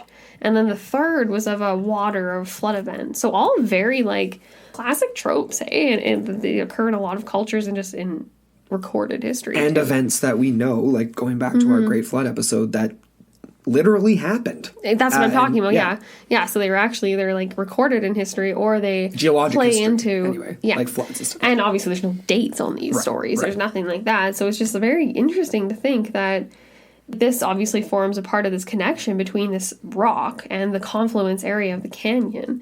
It is significant when you're considering locations that are put forth by various theorists, people such as Jack Andrews and co. And he has his own ideas on this thing. And of course, Andrew, yeah. I was just going to say as well that this, the Hopi are the modern descendants, like I already made reference to, of the ancient Anasazi people and whoever they possibly descended from. And one of the, because again, they're one of these classic stories where it's like, what happened to the Anasazi? They disappeared. Why did they abandon their homeland? They vanished, that kind of thing, right? And I think one of the theories that is more fantastical is directly tied to these ant people and what you've just described, where they were helped in times of need, the descendants of the Anasazi, where perhaps they went back down from their origin. And people brought them back down through the systems into the underground. There's a lot of interesting things you can like interpret from that. And I think a lot of people, even this one guy that we will reference again in this, but he's a man named John Rhodes, and he's like kind of like the reptilian underlord theorist. You should just read this. But he has a lot of more extremist alternative ideas, and he gets into ideas of reptilian. Subterranean. Just say it. Just stop mumbling it because you don't want to say it. Literally, this is what she does all the time. Anytime anything like this comes up, she won't even say it. Let me say it then. It's a complex conspiracy of subterranean reptilian overlords that manipulate the ruling classes. And that is ridiculous. You could barely get that out of your mouth. Because I feel like barfing as soon as I say that. But I'm just... There is entire, like... But there's the underground world of LA apparently with these reptilian passageways and all sorts of crazy shit when you start into that stuff. And like, I'm not buying into that. You have to convince me I'm going to be the guy on the lawn with the chair and the desk that's like, convince me that the reptilians exist. Oh, so you're saying that it wasn't that the 109 truckloads that were carted out, it wasn't going to the reptilians? I think that was probably just rock material. Wouldn't that be great, though, if someone literally saw that right after the article came out and, like, that's what they said? They're like, there was all these trucks, and it's like they were that into the story. I mean, maybe. And here's me just like, oh, no, they're probably just excavating some quartz. Okay, so that's the other thing, too, though. It's like, I think there's a reference of it later down, but mining gold was illegal in the Grand Canyon at this time. You couldn't mine gold. I think it was Teddy Roosevelt. I gotta put on my old-timey radio voice here. G.E. Kinkade arrested for mining gold in the Grand Canyon. I did want to talk about these quote-unquote ant people because I thought that was very interesting, and it does play into this idea of, like, just the idea of, like, cooperation and communication with maybe different, just literally just a different tribe. And then maybe there were more subterranean, and they did live in these caves, and then the Hopi Indians were in connection with them. And maybe they were the ones that built this stuff that G.E. Kincaid's coming across. You know what I mean? Maybe. Or it's just kind of like, maybe that's one way you could interpret that. I'm not saying they were reptilian or that they were actually ant people. There are very weird, like, pictographs of, like, how they look. They don't really look very human, but it's just like, that, you just don't over-interpret it. Yeah, like, is it just a reference? Like, obviously ants live underground. They make ant hills and they dig colonies. Is this just, like, their reference to that, right? Like, ant people. Yeah, exactly. Yeah, it's just, that was kind of cool, though. I thought that was kind of interesting, and it does kind of play into... Again, right, underworld's cave life, and then peoples and manipulation of environments, and all in this area, right? So it kind of plays into that. And I do want to touch more into Jack Andrews and his investigations. And he's supposedly gone on quite a few hikes and journeys into this area. Has he now? He has. Well, not into this specific area, but he's done the Grand Canyon quite a number of times. And he has his own very interesting connection to it. I want to kind of touch on the losing of things, the lost artifacts, the alleged delivery to the Smithsonian, because it's so frustrating because 109 truckloads aside, Amber doesn't like that number. It's too large. It's too many trucks. Take some of these back. There's no way there could be that many trucks. They were allegedly delivered to Washington, but of course they go missing. So, what else has gone missing from this place, right? Like, we've talked about this before, where allegedly in the cases of, like, giants being found, their bones go missing, right?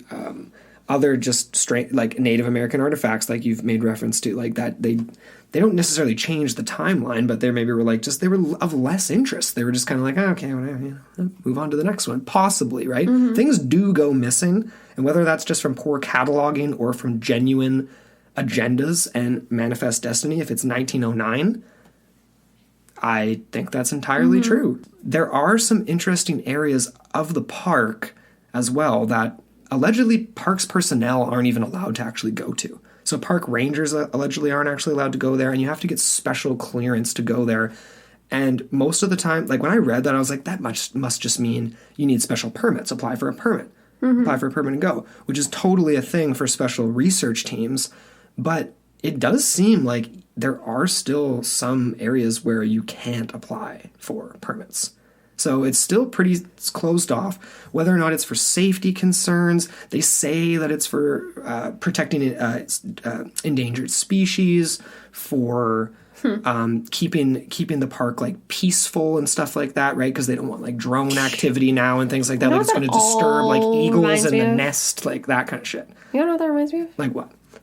Reminds me of that Smithsonian article I pulled up last night about the yeah, perfect time to bring that up. I'm sorry, I was just like, that's just ridiculous. It was malarkey. It was pure malarkey, and I have an actual note that I wanted to say at the very end of this episode, just to touch on that, and we will put that up on our socials feed. Maybe we'll put it in the Facebook group, okay?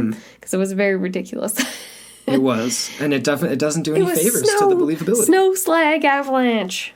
Ridiculous. Anyway, sorry, I'm not getting into it. But it does remind me of that sort of ridiculousness. Absolutely. Officially protecting bats? Like, what? Yeah, like there's bars across some of these cave entrances, apparently.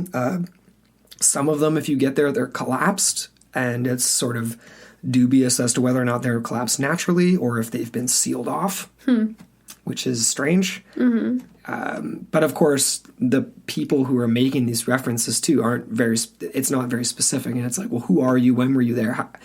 How do you know that there's bars here? Because I tried to find some photos, and you can't. I couldn't find photos of these collapsed caves or barred up caves in the Grand Canyon. And just so everyone knows, if you do go Googling for any images related to Kincaid's Cave, every single thing you see online is not anything having to do with Kincaid's Cave.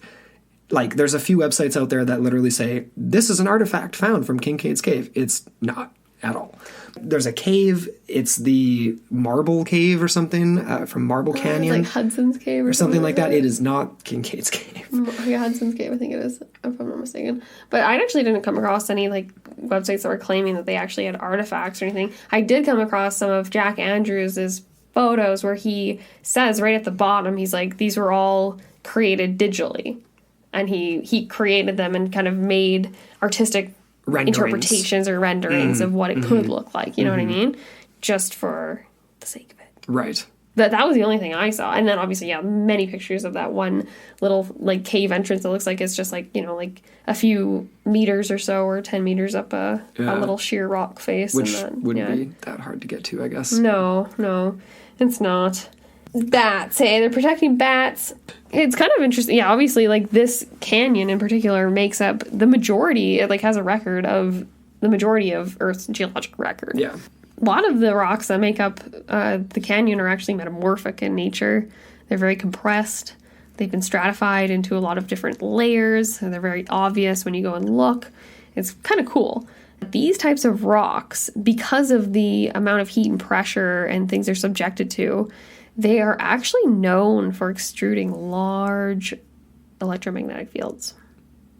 Large. So large. They're large. They're strong. Well, they must be because they made two planes collide in the 50s, potentially.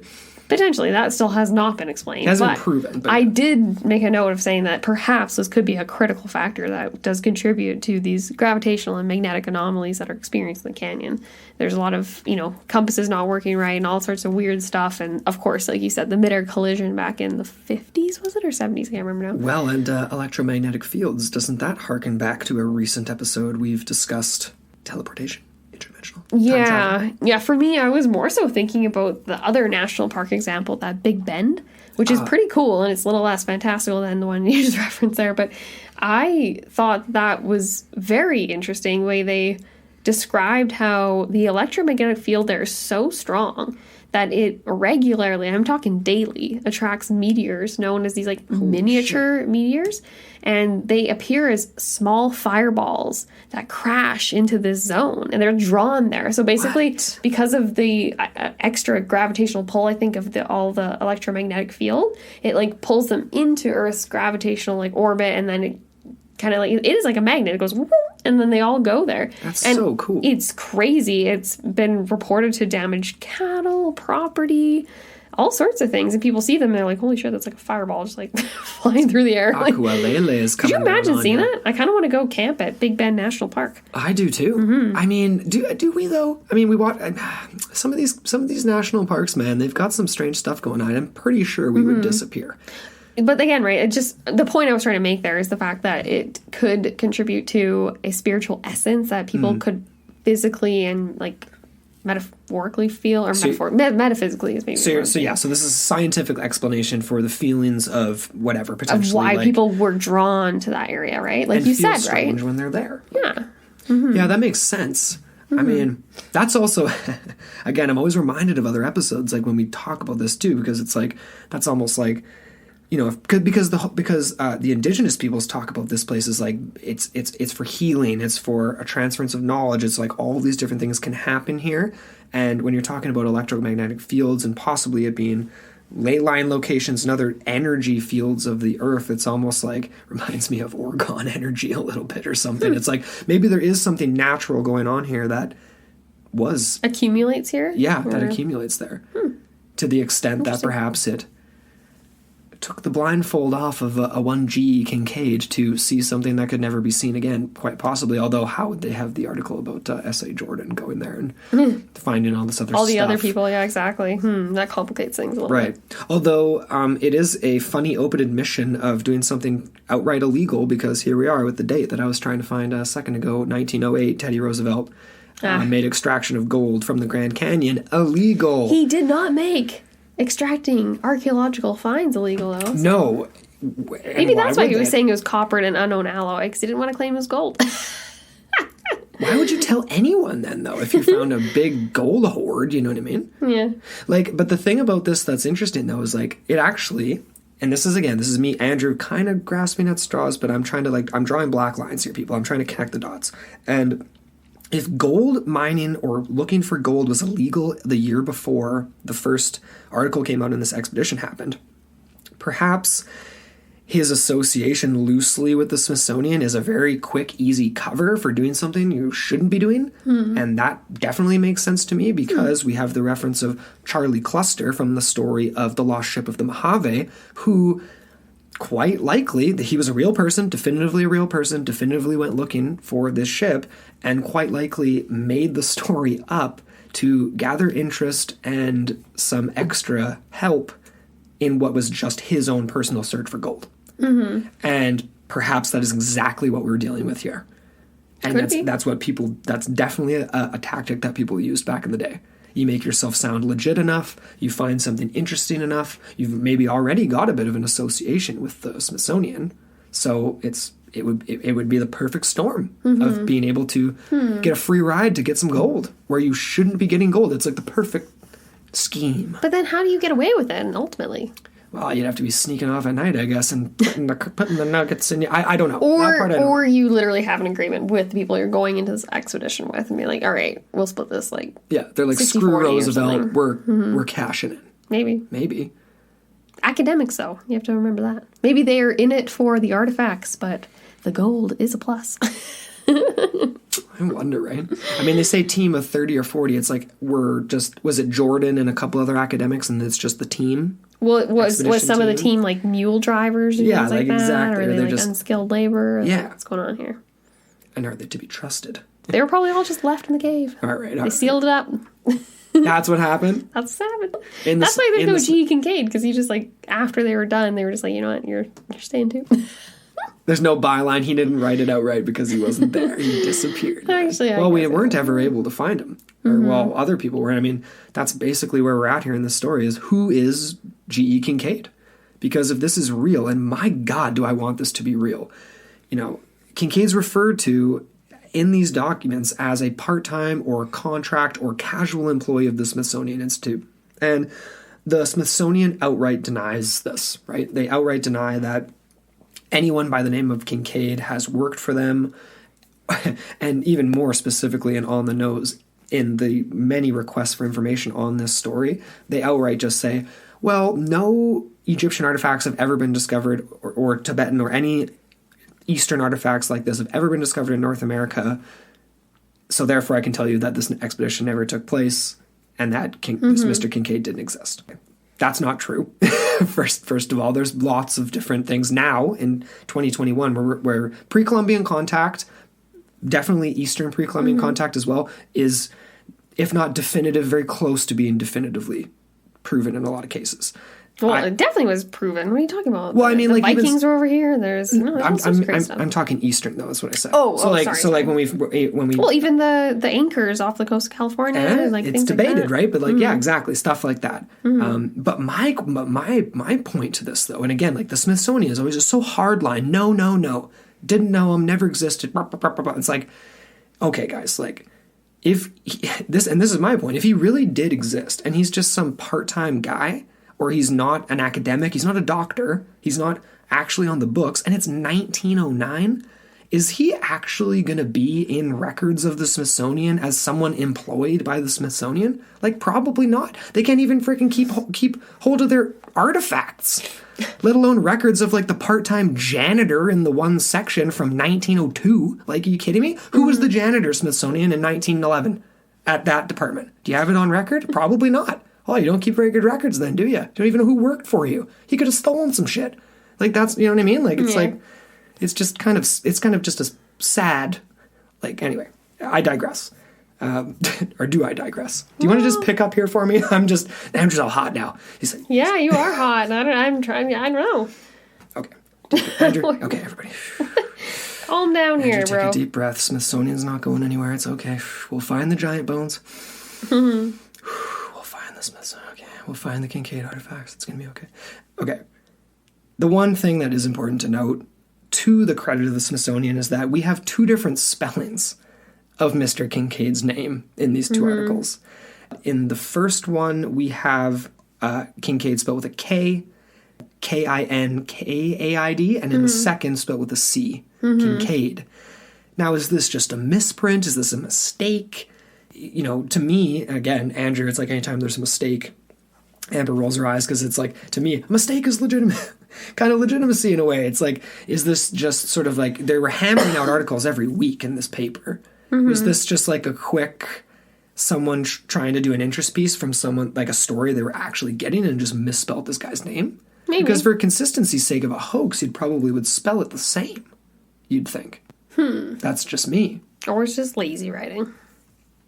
Well, that's, I guess. I mean, they weren't that lazy with the rest of it, though. I mean, how lazy? Lazy proofreading, not lazy writing. Yeah. I suppose. They had no editor, clearly.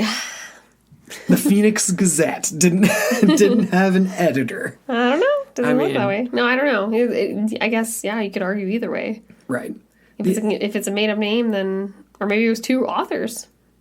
Ooh. Actually, yeah.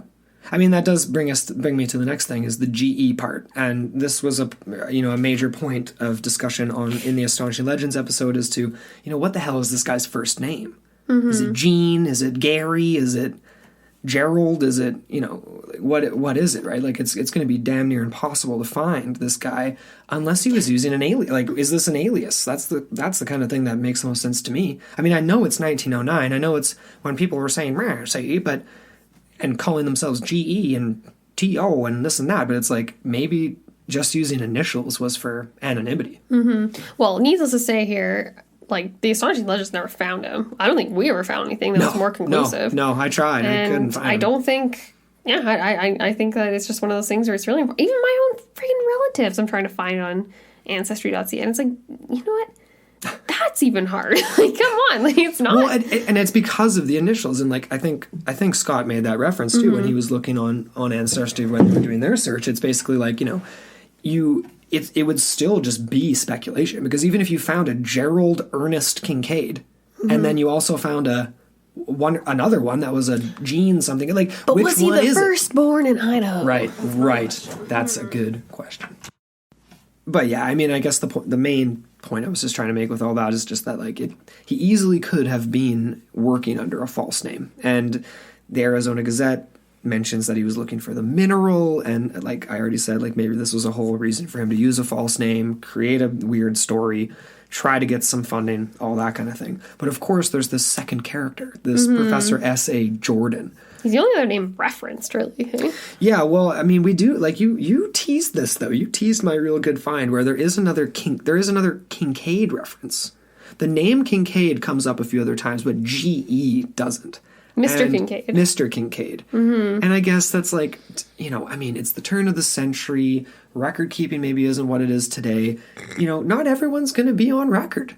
I mean, if you don't end up being like a famous archaeologist or having a famous find, or it's stolen from you, perhaps, you're not going to go down in history. You might, the article might, but you won't. And yeah, I don't know. Like, no, that's interesting. I do have another point I'll reference, and supposedly another Mr. Kincaid that made another very fabulous discovery. So, okay, awesome.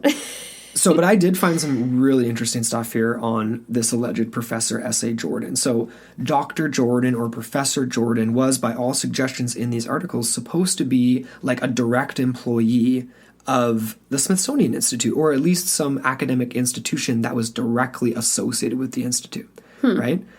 Or at the very bare minimum, like a professor that was adjacently working with someone, right? He was linked somehow, right? You know what it reminds me of is there's a professor from Tintin. Professor Cuthbert? Well, yeah, he's always just working with other random governments all over the world and doing all sorts of weird stuff. And you're just like, what the heck? Why are you over here doing moon stuff with not the Swiss?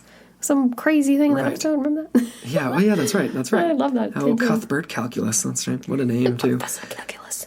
But of course, the official line, once again, from the Smithsonian Institute is, and these are a couple of quotes, I'm just going to read them. No Egyptian artifacts of any kind have ever been found in North or South America. The Smithsonian Institute has never been involved in any such excavations, and no record of Professor S.A. Jordan or G.E. Kinkade exist anywhere in the records.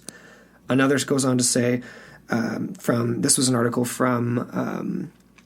oh gosh, I actually don't have... I'll mention it again in a sec, but it just, again, is to just hammer home the point that several professional inquiries into this matter 10 years ago were made to the Smithsonian authorities that this was, and where they state that this was indeed a hoax. And the fact that there is no record of any Professor S.A. Jordan ever existing or even being associated with the Smithsonian Institute proves this, essentially. Okay, so they outright say... No, Professor Jordan.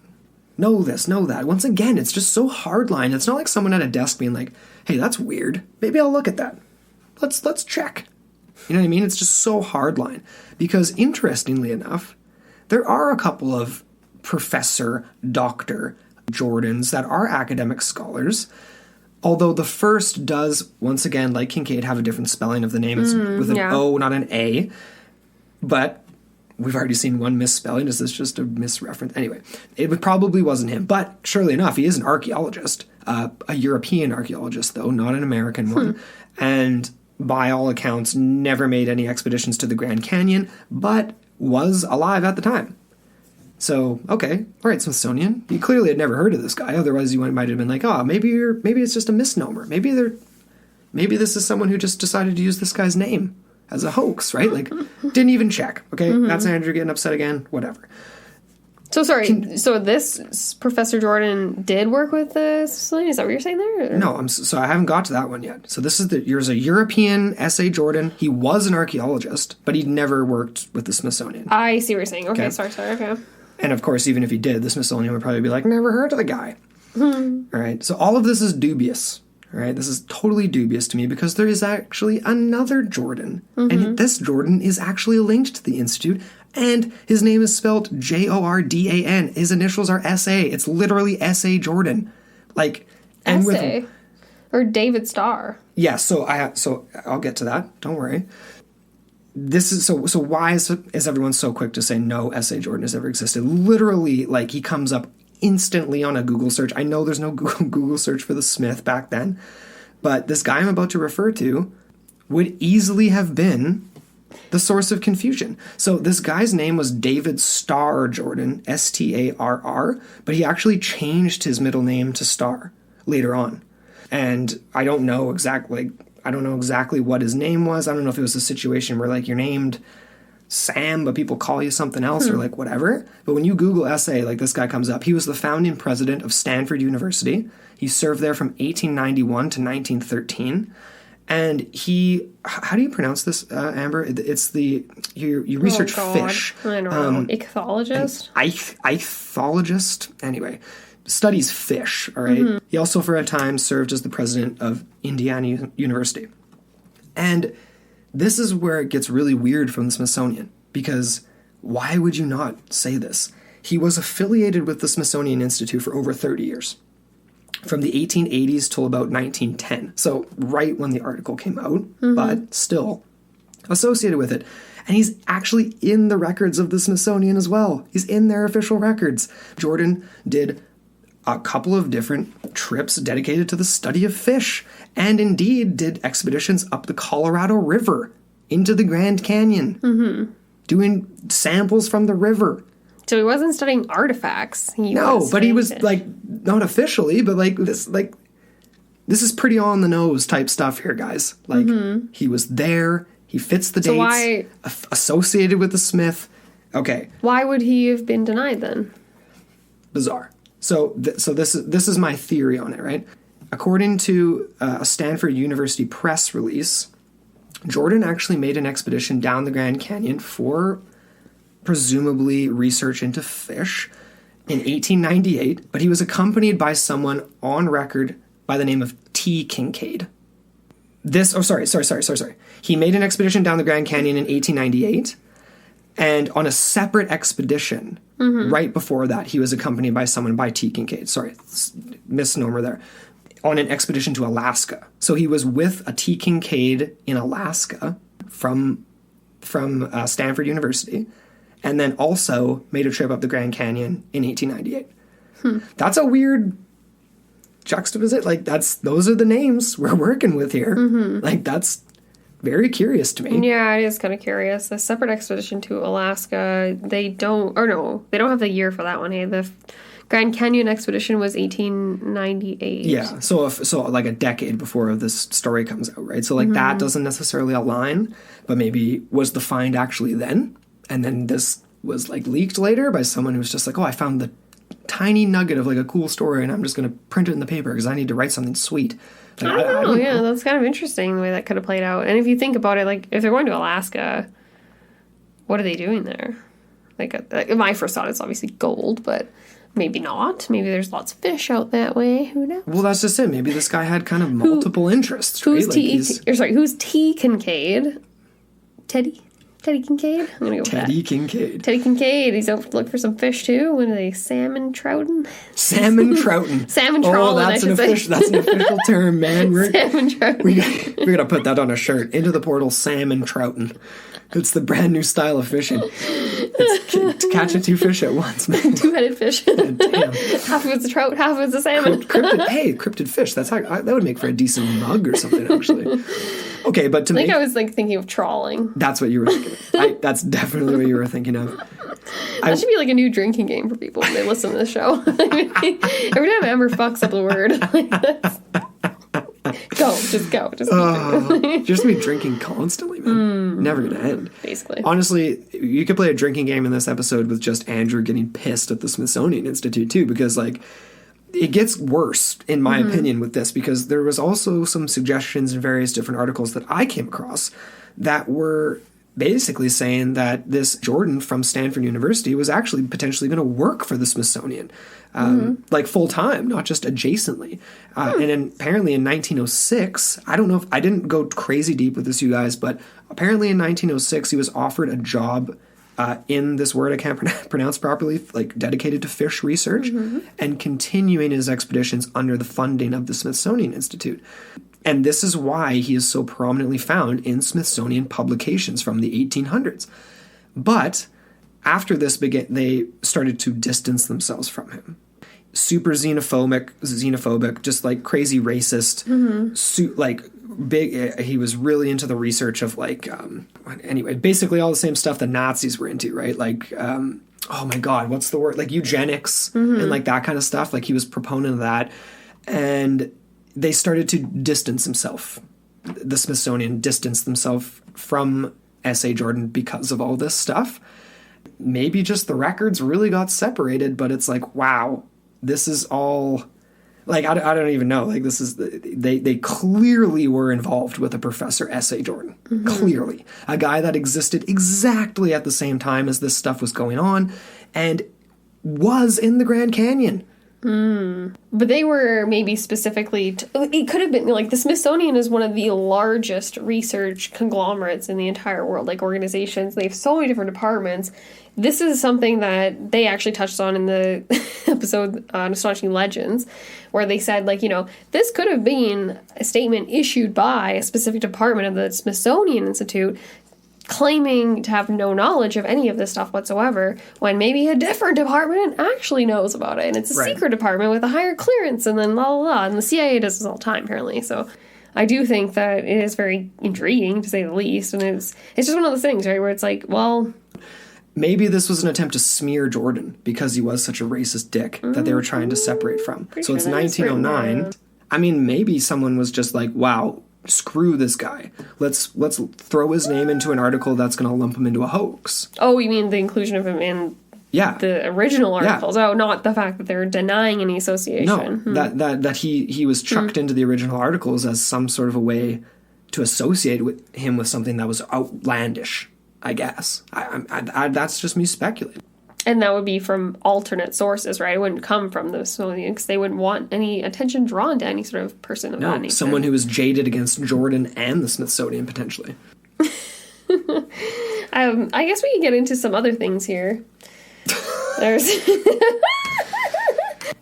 Yeah, and that's what we call in the biz here, folks, a professional segue that Amber just laid down for us there. Yeah, you're right, though. We should definitely move on into some other really important, like, just sections here of the episode. Honestly, like, it's kind of crazy. This is a long one here we're bringing at you guys, but we're getting into some serious details here that, to me, is the meat of it. But before we move on, though, I did just want to cap off all the Jordan talk. I just wanted to be super, super clear that it is quite obviously a total reach for me to be saying that this guy, like Star Jordan, was, like, the dude from Stanford was the actual, literal S.A. Jordan, because I don't think that he was. Yeah, it's kind of a reach. And his name's not a perfect match either, just like the misspellings of Kinkade in the two articles, right? But it's damn close, and the timing works and all of that stuff. So for there to be no mention at all, as a possible misnomer, or at least referenced by the Smithsonian because he was in the archives, I feel is just plain lazy. But a curious side note, according to early census records, this was in the response to your reference to his name. Star was not his given middle name. He changed his name a few different times. Only one of them I could find on record. He changed it legally later in life to Star. So his middle initials swapped around a couple of times. Okay. But of course, 1909 was later in his life, so it wasn't the same guy. It's not the guy. But I'm just saying, it's a very similar name. It is curious, though, that they might not have included Star. Like, so we don't have anything other than Star Jordan. There's no... It's David Star Jordan is what David Star, right. reference name is. Yeah, sorry. Yeah, you did say that. If you search SA, he will come up in a search. His middle initial was S and may have been multiple other different things. And obviously people have multiple, like, middle names, you know what I mean? Like, today. So it's like S.A. could have worked. There might have been some crossover, some ancient artifacts, some fish studies, like he might have taken a summer to do some extra coursework. What if he went into the cave and found a perfectly preserved, ancient, unidentified species of fish? Okay, that's what he was after. Okay, he was after that the whole time. He was waiting for it. Didn't happen. Maybe so that was the whole point of me referencing this guy, you guys, just because he did indeed exist, and it's strange that he wouldn't be mentioned. But what's even more strange is the naming of some very significant peaks and areas within the Grand Canyon National Park. Yeah, they're absolutely bizarre. Well, I mean, to me, they're a little strange. It's not bizarre, anachronistic or something. Not anachronistic, but just like almost like misplaced, but not really. It's almost like when you come across a really weird small town that's named like, I don't know, like it's named like Little New York or something. And you're like, what is this? Like, what are you talking about? Like, or like, it's just like it's an off. There's so many Springfields, for example. So let's like give that's the people kind of the names here, because we've been doing this a lot of this episode. Sorry, I'm already getting off track here. But yeah, there are some bizarre names, and we did notice this when we were looking at some of the maps that were used, right, to identify maybe potential areas where this cave could be located. Right. And there are a lot of Hopi and also like just indigenous words, and there's also some strange Egyptian references as well. And so there in particular there was like, we noticed Osiris, Isis, Shiva, Horus temples mentioned, and these are all actually like peaks. So if you like Google it, it'll come up with this like incredible peak that's like a geologic feature in the Grand Canyon National Park. So it makes sense that they would have these awesome names. As your grandma would say. She's like, there are very few things in this world that are awesome. Yeah, that was actually an Canyon. interesting. You know what? You did bring up Kinkade right after we visited my grandparents. Actually, when she said that, because it's so true, right? That word doesn't get used the same way as it used to, and that's totally what it would have been for these massive mountain ranges and peaks. And it's when not you just look Egyptian either, right? Like no, yeah, exactly. Yeah. There's other things too, like some high points and summits. In particular, Haunted Canyon, Trinity Creek. You know, there's all sorts of things going on here. In here too, right? There's Marble Canyon too, which is very prominent when we start to talk about Jack Andrews theories and things like that. Yeah, there's a lot going on. So in my opinion, it might have been appropriate just based off of, you know, like the look of some of these geologic features. They're very like pyramidal, like, you know, they have like the harsh peak and almost looks like their sides very similar to the pyramids that you'll see in Egypt. But you know what?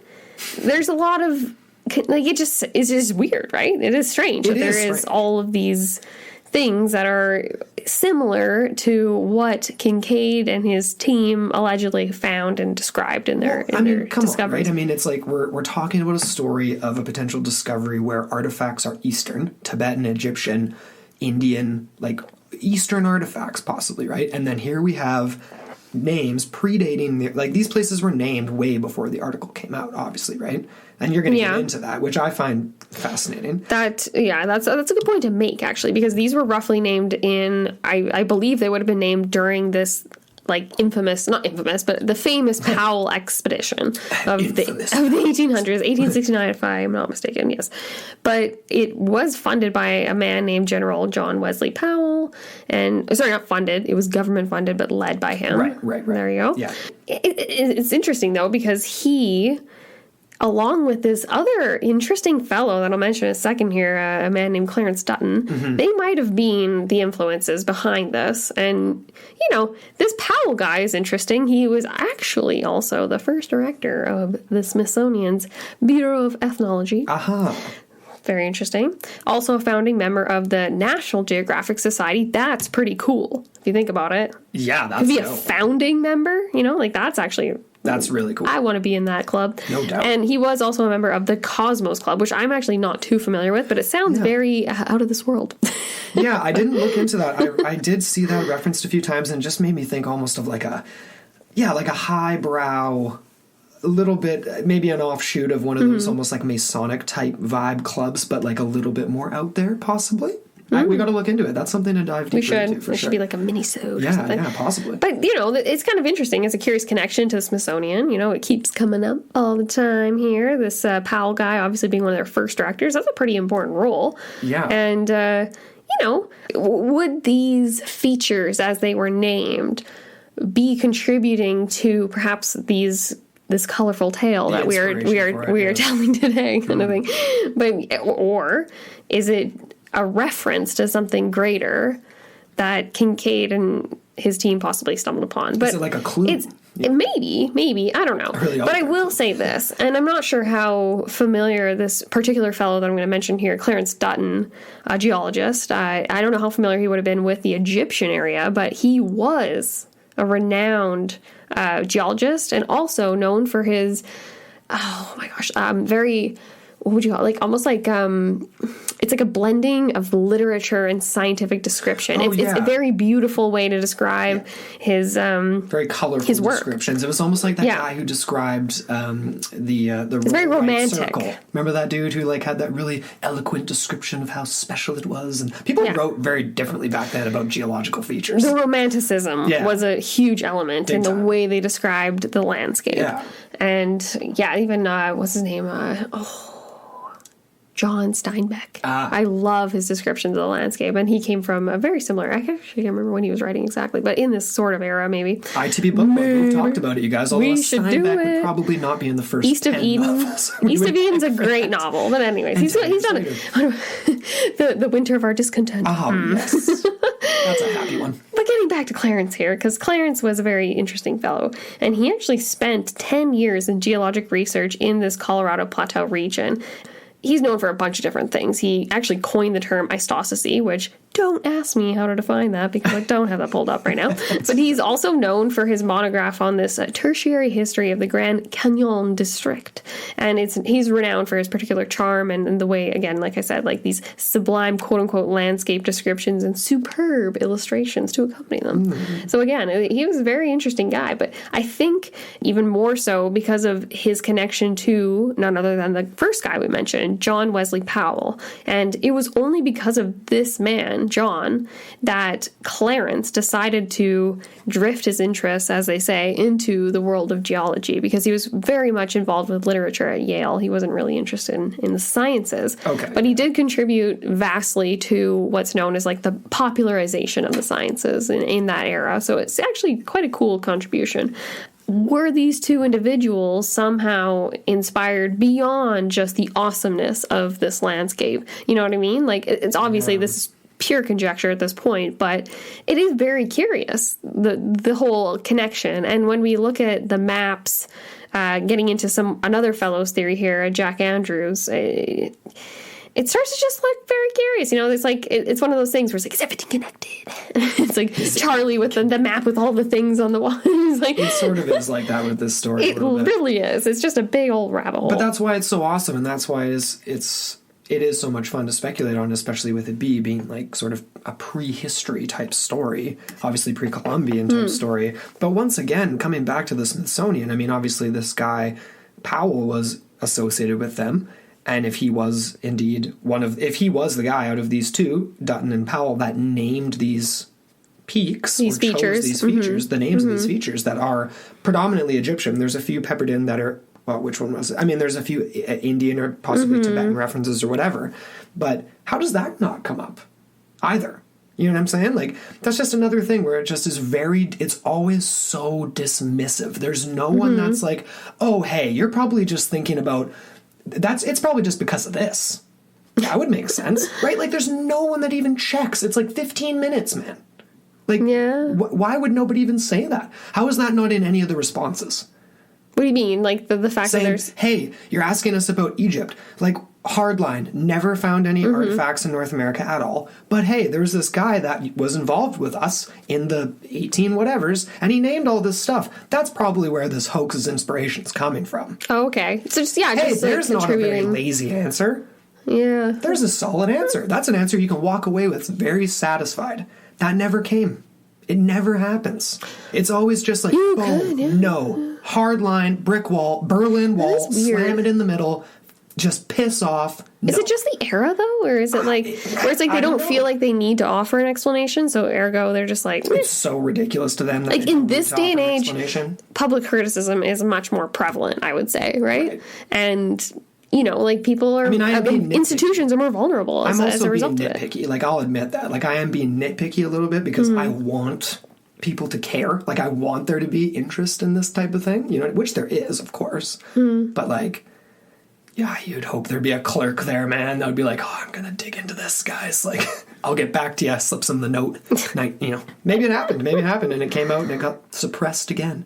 I mean, that's going to come up in the theory section, this actual notion of suppressing this, because what would be the point? And I do think there is a few different points of doing that potentially. Yeah. But I think this is probably the best time for us to migrate into some theories and try to figure out what the hell's going on here. Yeah. The one thing I did want to come back to, though, like within this section, is this idea of sections of the park being completely off limits, possibly even to some park staff and like park rangers. I did come across an article actually from 2018 that sort of goes against this. I'm not going to bore you guys with it to the great extent, but essentially it was an expedition in 2018 that were given permission and access to several different cave systems within the park. So it's kind of the opposite of some of the stuff that was said, especially like in the Astonishing Legends 2016, because this was 2 years after that episode came out even, right? But they were only going to super selective places. It was very much, you know, biological focus, definitely geological focus, but purely scientific, not really exploratory in any other way, I guess you might say, and pretty limited. So there's still so many places, so many cave systems that haven't been discovered. there's a lot of this park that hasn't been looked at, right? Yeah. And this particular article mentions a few different interesting places. They actually list a whole bunch that are officially, on the, I think it's actually on the park's website, that say these are really off limits, like do not go here. And I'm not going to list them all because you guys can go check it out. But one of the interesting phrasings was this mention of mines. And according to a few different sources, like, they're not really mines at all. They're ancient mines, if you will. They're ancient cave systems and shafts that have been modified by the Hopi natives and their ancestors. And they're just these designated systems that are off limits because they would definitely be dangerous, but also because they're really old and they're of, cultural significance for sure. But they represent this lifestyle of wanting to be underground. And part of it's super obvious. It's the Grand Canyon. It's really hot at certain times of the year. Yeah. And having shelters within the rock makes sense. But they have this also connection. There's that practical aspect of it, but there's also this notion of them coming, their origin story coming from underground, and also like rock that Amber mentioned that's near the confluence and the different things that happen beneath it, and just this sort of desire to like be underground, these like subterranean passages, and extend these hiding places of these ancient peoples within the Grand Canyon. And I just find that fascinating. This idea of entire cultures living partially underground. It kind of reminds the real me mole people. It's really cool. The mole people. Yeah.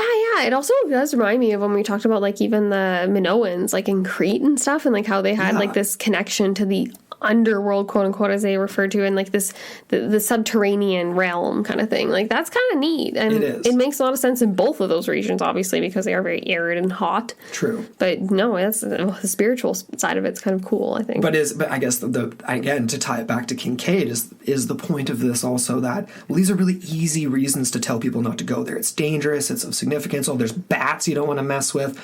Or is it really more? Is there something more significant than that?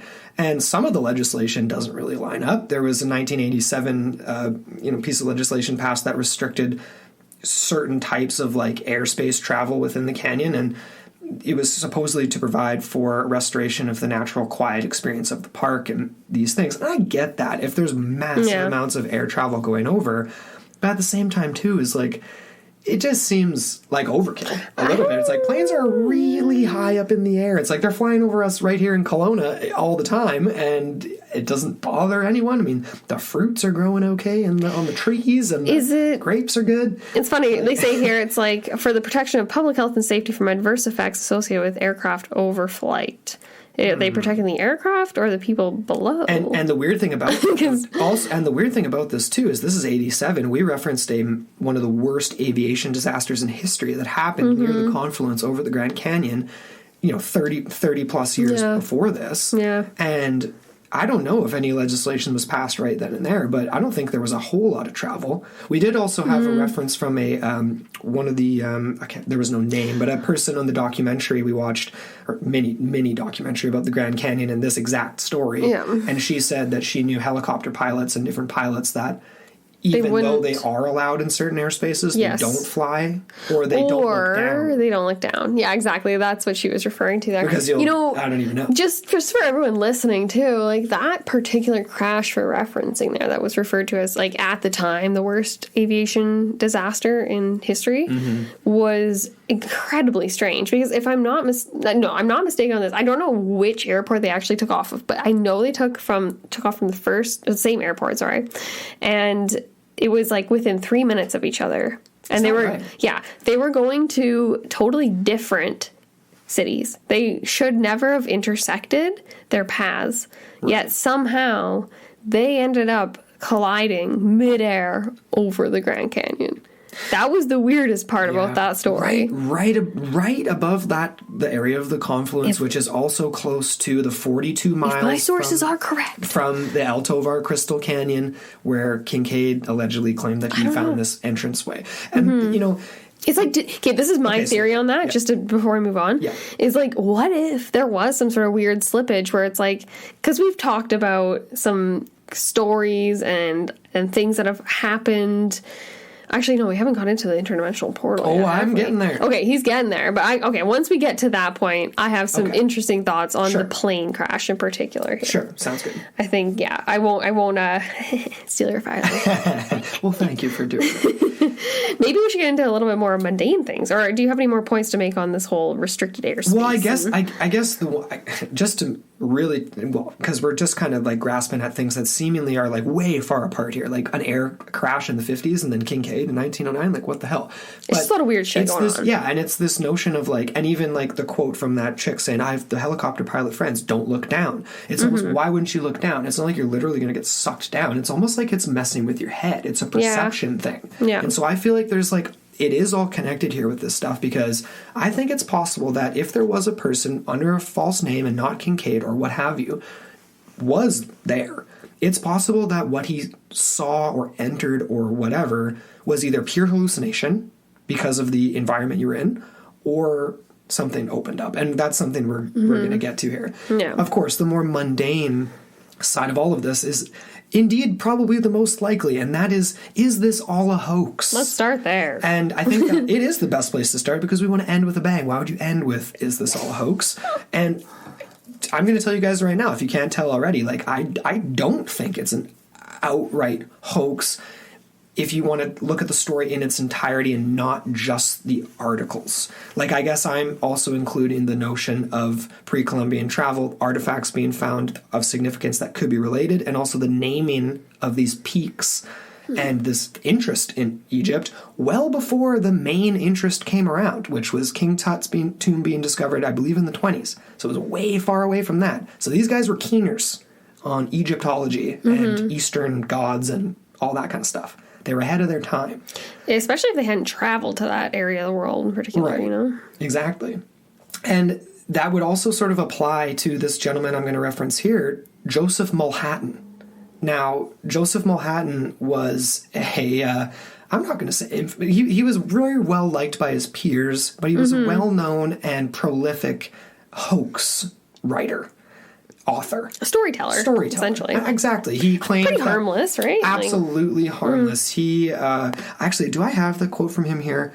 I'm not sure. He had this really awesome quote that was basically like, he claimed that his works were read... He was the greatest novelist of all time, because he claimed he was writing like basically mini novels, and that his works were read by, X amount of million people within a day, because they were published in papers and not books, right? Exactly. And he loved that about his work. And I love that. And the Astonishing Legends guys did a really good job of chatting about Joseph Mulhattan. I loved their take on him. Yeah, totally. And even just to reference their episode too, like, he would have matched up with this perfectly. Right? I mean, it is totally would be his work. Like, he wrote about all kinds of stuff. Do we have any references here? Let's see. A lot of finds of of a great nature. In 1875, he wrote that the bodies of President Washington and Lincoln were being exhumed and displayed at Philadelphia's Centennial Exposition as a way to raise funds for finishing the Washington Monument, much to the outrage of some. Right? Like, stuff like that. It's almost like the Minnesota Iceman.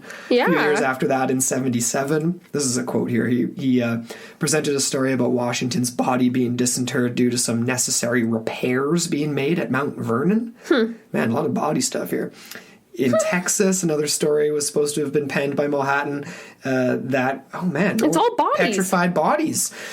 Anyway, but he was very much inspired by P.T. Barnum, allegedly. Well, and that to me is that's very showman-like, language and stories and content, right? Versus what we're looking at this story is just it's just a bunch of weird-looking artifacts, some strange metal, some bodies, some mummy bodies and bark. Not like there's finds of massive chests of gold and jewels. And we are cherry-picking a little bit there. There was one story he wrote, and I don't know if I have the exact date of it here, but he does in that one reference, it's about cave systems in Kentucky, and he references a crystal cave and a riverbed laden with jewels and diamonds. Well, there you go. That's the jewels and diamonds I'm talking about. So that's a little bit more on par, but the Kinkade story doesn't include jewels and diamonds. That's what I mean. Yeah, exactly. It's just snaky smells and just like weird artifacts, very lengthy descriptions of like, stuff that's not really like getting jazzy up that much, but it is cool, right? If you're into this whole Egyptology stuff and artifact, like archaeology, I should say. And sorry, just to be clear here, just to give credit, I butchered some of this quote, but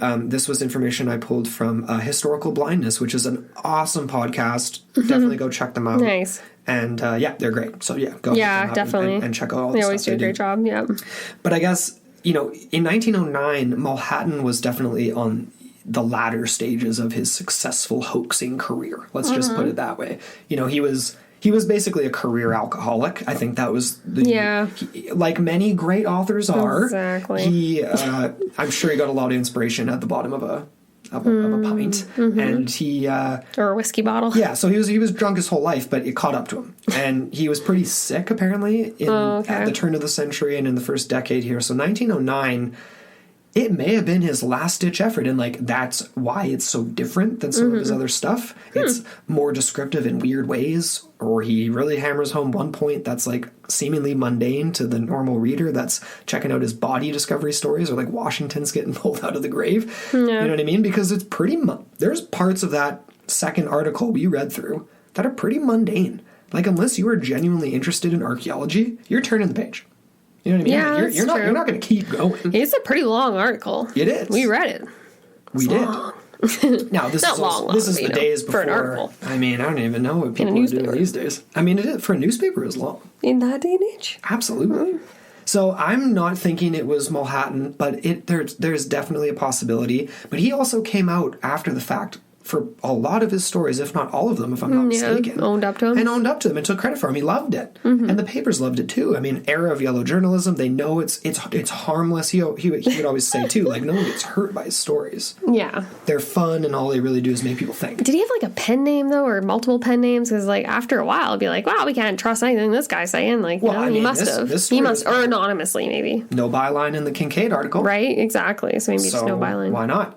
Someone who definitely does have a byline and likes to take credit for lots of crazy things is a little bit more of a modern character that we wanted to reference because we've come across this guy before, and I think it was interesting to see him in the Grand Canyon National Parks and Secrets and Legends, or I'm totally butchering that. David Hatcher Childress. Yeah, none other than. Yeah, he's an interesting guy. Childress or Childress. No, it's Childress. But yeah, exactly. He has been sort of like the modern forefronter for the basically espousing this as truth. And he did write about this in his 1993 book. And this is not a book, it's an article he wrote. And basically he talked about this front page story of this April 1909 issue of the Phoenix Gazette as if it was entirely, like I said, truth. He kind of is accused, I guess. Some people have said, like Newswire, this particular article I'm referencing here, he's been accused of creating what they refer to as what I think Andrew's actually buying into quite a bit in this episode. And it's the Smithsonian conspiracy.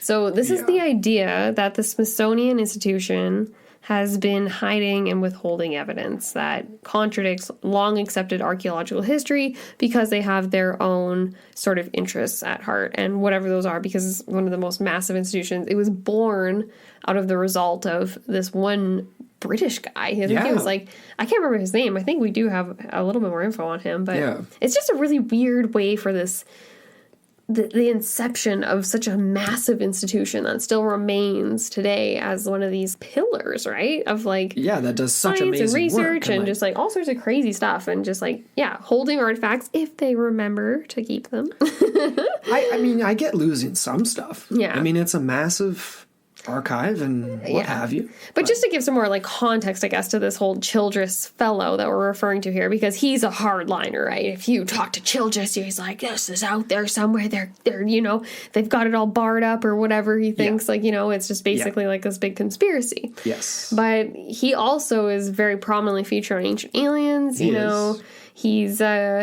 what's this reference here you pulled up? It was just he suggested that one archaeologist had attempted to prove that the Great Pyramid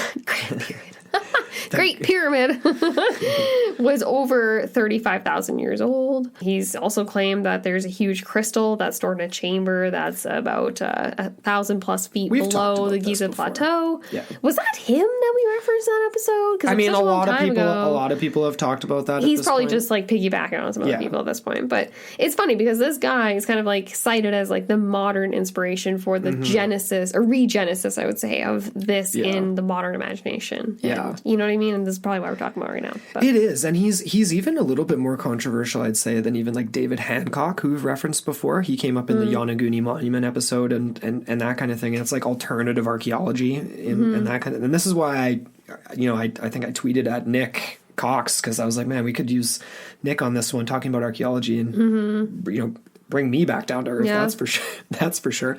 But yeah, this David Hatcher Childress is definitely super out there. He is one of those guys that I feel like is similar to like an Andrew Collins. Andrew Collins we've referenced as well. He's authored a lot of different books on alternative courses of history, Denisovans, Göbekli Tepe, things like this. Yeah. And but Childress is almost just a little bit more woo-woo, a little bit crazier, a little bit less evidence. He doesn't more brash. He doesn't have as much to go on. And to be fair, there isn't, I'm sure, even if you tried, there's not really anything to find. I mean, a lot of the time, right? Not a lot to access at this point. So I can appreciate the belief and the desire, the Mulder-esqueness, but it's a little bit crazy, and he definitely is the reason we're talking about it today. You have to wonder how interested somebody was in this in the 50s. I mean, did somebody see this in an archive and was like, wow, I'm going to the Grand Canyon. And then they got suppressed too, man. They got taken out by something. Never to be found. I don't know. You know, let's talk some theories here. Let's hammer it down. We've kind of been talking. Well, I mean, we already kind of have. First things first, I wanted to make sure everyone knows that only 30% of the Grand Canyon's caves have been properly explored.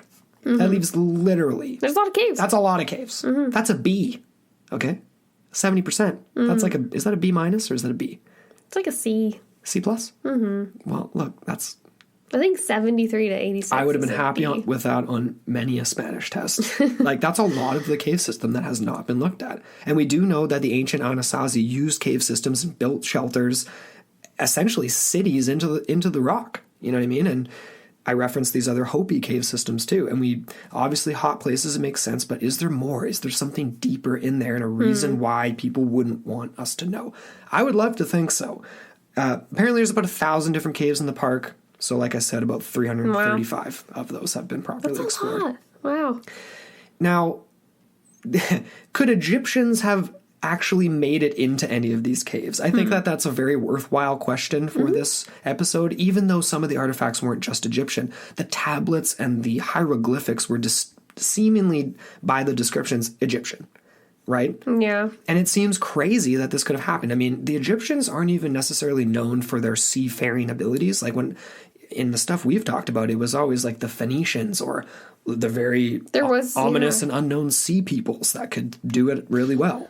Well, there was that one thing that's cited in, I think it's the Jack Andrews, like, collective blog thing where he's like, he has a whole map of different, like, weird anachronistic artifacts that have been found. And I think one of them included potentially Phoenician boats that had been found. Oh, gosh. I can't even remember where. He had them on the map at one point. I have to look it up again. And wasn't there an Egyptian artifact he referenced as well? That wasn't with Potentially. I actually have that in a second here. Yeah, I think that's a little bit further in the episode. But yeah, no, it was also found by someone that will be familiar to us, and I will not reveal that until we get there. We'll get to that. But yeah, the Egyptians weren't necessarily known for being long-distance seafarers, but obviously still extremely technologically advanced civilization, obviously. And so this guy, Thor Heyerdahl, who was a Norwegian ethnologist, he set about trying to prove a whole bunch of different sort of ancient technology feats. And in the 1970s, actually in 1970, right at the turn of the decade there, on May 17th, he built and set out from Morocco, sailed across the Atlantic in a boat that was called the Ra 2, as in Ra, like the god Ra. That was made out of papyrus and like hay, basically, and just like completely authentic Egyptian materials.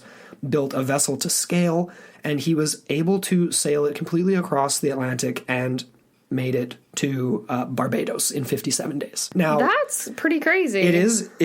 I actually came across another expedition, which I think was more modern, and I think it was funded by a couple other, was it Caledonia? I don't know. It was a couple other like Mediterranean nations, I think.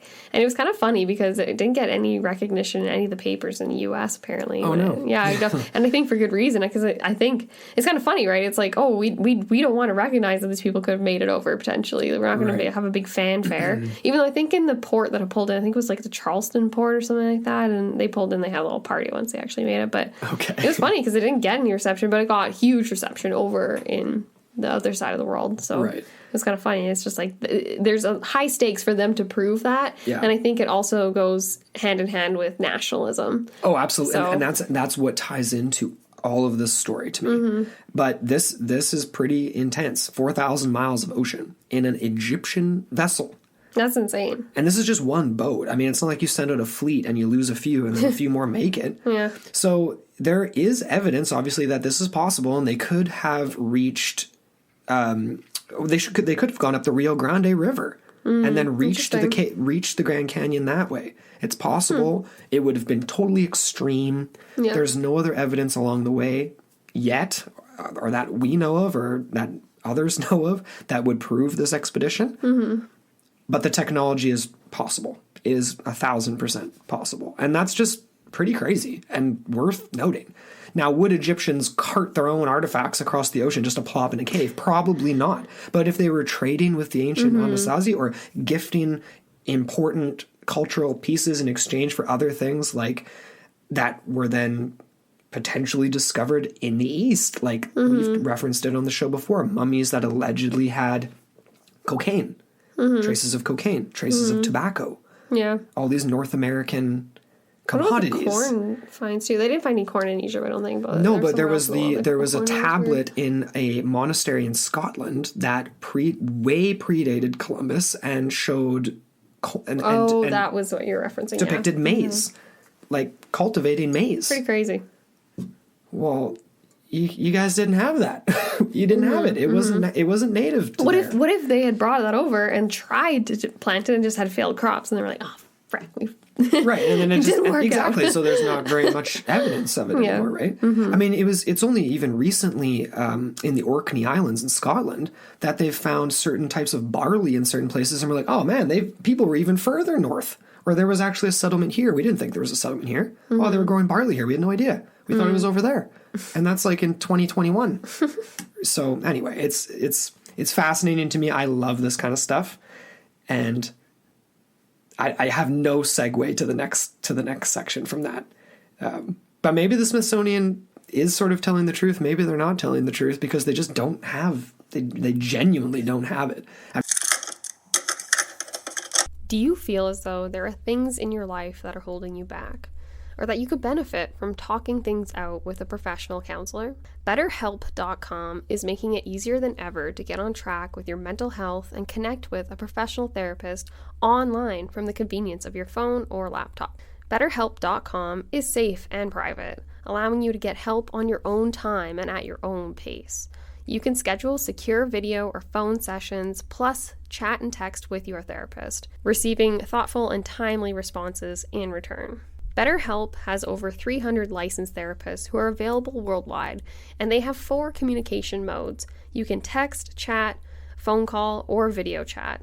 This makes getting the help you need not only convenient, but also reliable and regular, which can get you on track for the rest of your life. Best of all, it can be more affordable than most traditional options, and there is financial aid for those who qualify. We here at Into the Portal want everyone to be living their best lives, so why not get help? Into the Portal listeners get 10% off your first month with discount code PORTAL, spelled PORTAL. So why not get started today and join over 1 million people taking charge of their mental health? Go to betterhelp.com/portal. Simply fill out a questionnaire that will help them assess your needs and get you matched with a counselor you'll love. That's betterhelp.com/portal. I think it's time we got into some of Jack Andrews' theories, because we keep bringing this guy up and we just don't even get into it. So I think it's about high time we do. And he actually has a theory along with his colleagues on what he thinks may be the exact location of the entrance of this cave. So again, like, this is a dude that has a blog that contains like a wealth of information, I'll say. And this is all pertaining mostly to Kincaid's cave location and theories. And it's interesting, like, this is from one of his writings here, and he explains how he kind of came across the story of this cave. And it's not very scientific, let me tell you. But he says here, and I quote, about the time, and this is after he had a highly realistic dream involving a hike, in which he describes his terrain similar to that of the Grand Canyon, which he had never visited at the time. In this dream, he describes how he found a cave and a lot of interesting things in this cave. And again, this kind of like catapulted his interest in the Grand Canyon. So he relates, and he says like he actually ended up doing several hikes into the canyon, and he was very like involved in that sort of thing. But he basically says here, this is the dream he had, I guess. Okay. So he said, I stepped just inside, and in the blackness pointed my light at the left wall. I saw hieroglyphic type inscriptions in the rock wall, and then I panned the light to the area above the entrance and saw more hieroglyphics. So it's almost as if, like, to me, he goes on to say a little bit more, but it almost sounds to me as if he's reliving the Kincaid's cave story.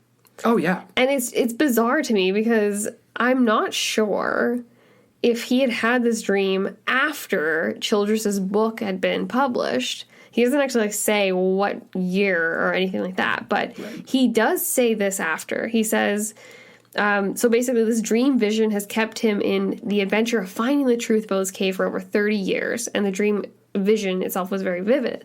And then he says here, I ran into the Kinkade 1909 story in one of my dad's treasure magazines under a subsection called The Lost Ledge. I had been investigating the story ever since. So it's kind of funny. So he attributes it to a dad's treasure magazine. So he doesn't attribute it to Childress at all. So maybe this was a little bit previous to Childress, because in my mind I'm thinking, like, I wonder how old he was when he ran across this, because he doesn't actually say how old he is. But it's interesting because he's very avid. Him and his team, quote unquote, of researchers and explorers and all that kind of thing. It's no credentials are noted, really. And so it's kind of just like, he does reference one guy, Steve Wingate, was his research partner, and similar enthusiast, you know what I mean? Yeah.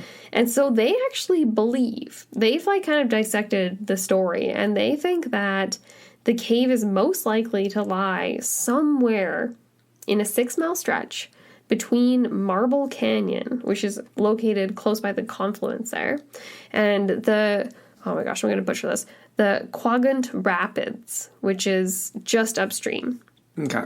And so, yeah, it's a 6-mile. I actually have this little like mapped out here. I guess you can see it in our notes here. I can put this, we'll share this. Oh yeah, actually. We'll share this for sure. Yeah.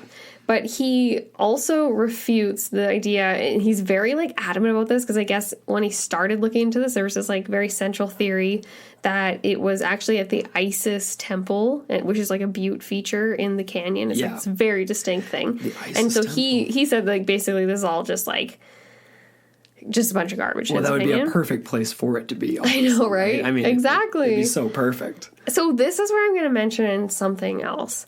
And he, like I kind of alluded to this above, but he includes a map on his website of these possible locations for pre-Columbian artifacts. And it's supposed, there's one in particular, it's supposed to be a relic of this, like, it's like an orb or something. I can't remember exactly how I refer to it, or like a vase of some type, but it contains the mark of Tutankhamun, supposedly. King Tut. Yeah, exactly. And it was allegedly discovered in the region of Idaho by one other than a Mr. Kincaid. So it was very strange. He didn't actually have any like follow-up references or secondary sources, so I'm kind of confused as to that one. And that makes me think that this Kinkade character is a real person using a false name, because he's taking stuff from places he's not supposed to be. Or is He's it like just Don a case of a Burdine. lot of crazy going on and a lot of weirdos getting involved and all this kind of thing? Possibly. I don't know. It could go either way, in my That's opinion. really weird, It's though. just strange. And, like, I will say this, like, on the Jack Andrew, he was actually referenced quite a bit in the Astonishing Legends episode. Like, not by name, but they did mention this blogger guy, and I know they're referring to this guy because he was the one that has, you know, he's the one that's only been the one to point out his exact sort of location of what he thinks, as far as I can find on internet blogs and things like that. But, Right. But it's just, it's kind of funny because he references like this Weird America book and like a couple other books, and it's mostly just like popular books. Like it's not like peer reviewed literature or anything like that. It's not very scientific by any means. Yeah. So it's like, it's very much just in the realm of like the fantastical to a certain degree, but it's interesting. The one guy in particular that he references a lot, I can't remember his name, but he wrote this Weird America book, and he goes to these places. So he goes there and he checks them out and explores, and like he almost reminded me of an Andrew Collins type guy, but I'm not sure if I want to like draw that parallel per se. But it kind of reminded me of that, a little bit. But fair enough. Yeah. Well, I mean, it would be really great if he actually did have a dream that would lead him to it, and there could Isn't be a little that bit weird? more. And yeah, I mean, like he's very open about all that too. That is like, really interesting. Yeah. I don't know. I really don't know what to make of that. I mean, obviously, He's an open weirdo. He's got nothing to lose. Right. I kind of like people like that. I don't know. I feel like, and I feel like that too, like having a dream about it does also tie into some of the stuff we've been talking about, like the spiritual aspects. Yeah, the indigenous locals going to the confluence, treacherous place to get to have those types of experiences, visions, and get feelings about. Do what these you should artifacts do, or, want to be found again, or like if they're even there anymore, or is it the haunting, like the souls of the artifacts as they were removed, like by the 108 truckloads, like that came in and carted them all off, and now they're like cursed objects, or like there's some sort of spiritual remnant that's like, this needs to be righted. Well, maybe they were blessed in some way because they were significant. Well, maybe they were genuinely traded or collected by ancient peoples that we thought did not have the ability to. I think when it comes down to this idea of Smithsonian cover-up or government cover-up, there's a few different... It all ties together. This is all tied together. There would only be a couple of reasons for that. Should we get to some of that? Because I actually have that... I'm going to tie that into a whole bunch of this stuff here that I have for the very... wrapping this stuff up here. Like, if... One of the reasons I genuinely think in 1909 there may have been a higher-up directive to the Smithsonian where a clerk might not know what the hell's going on, but a higher-up directive is saying, hide these artifacts or turf this story or whatever, may have to do with this notion of Native Americans having the technology to have crossed the Atlantic Ocean their goddamn selves well before Columbus, and having trade with, both on the Pacific side and the Atlantic side, trade with Polynesians, with possibly Egyptians, like all, right? Like they could have collected these artifacts. This could be a collection of priceless traded cultural treasures.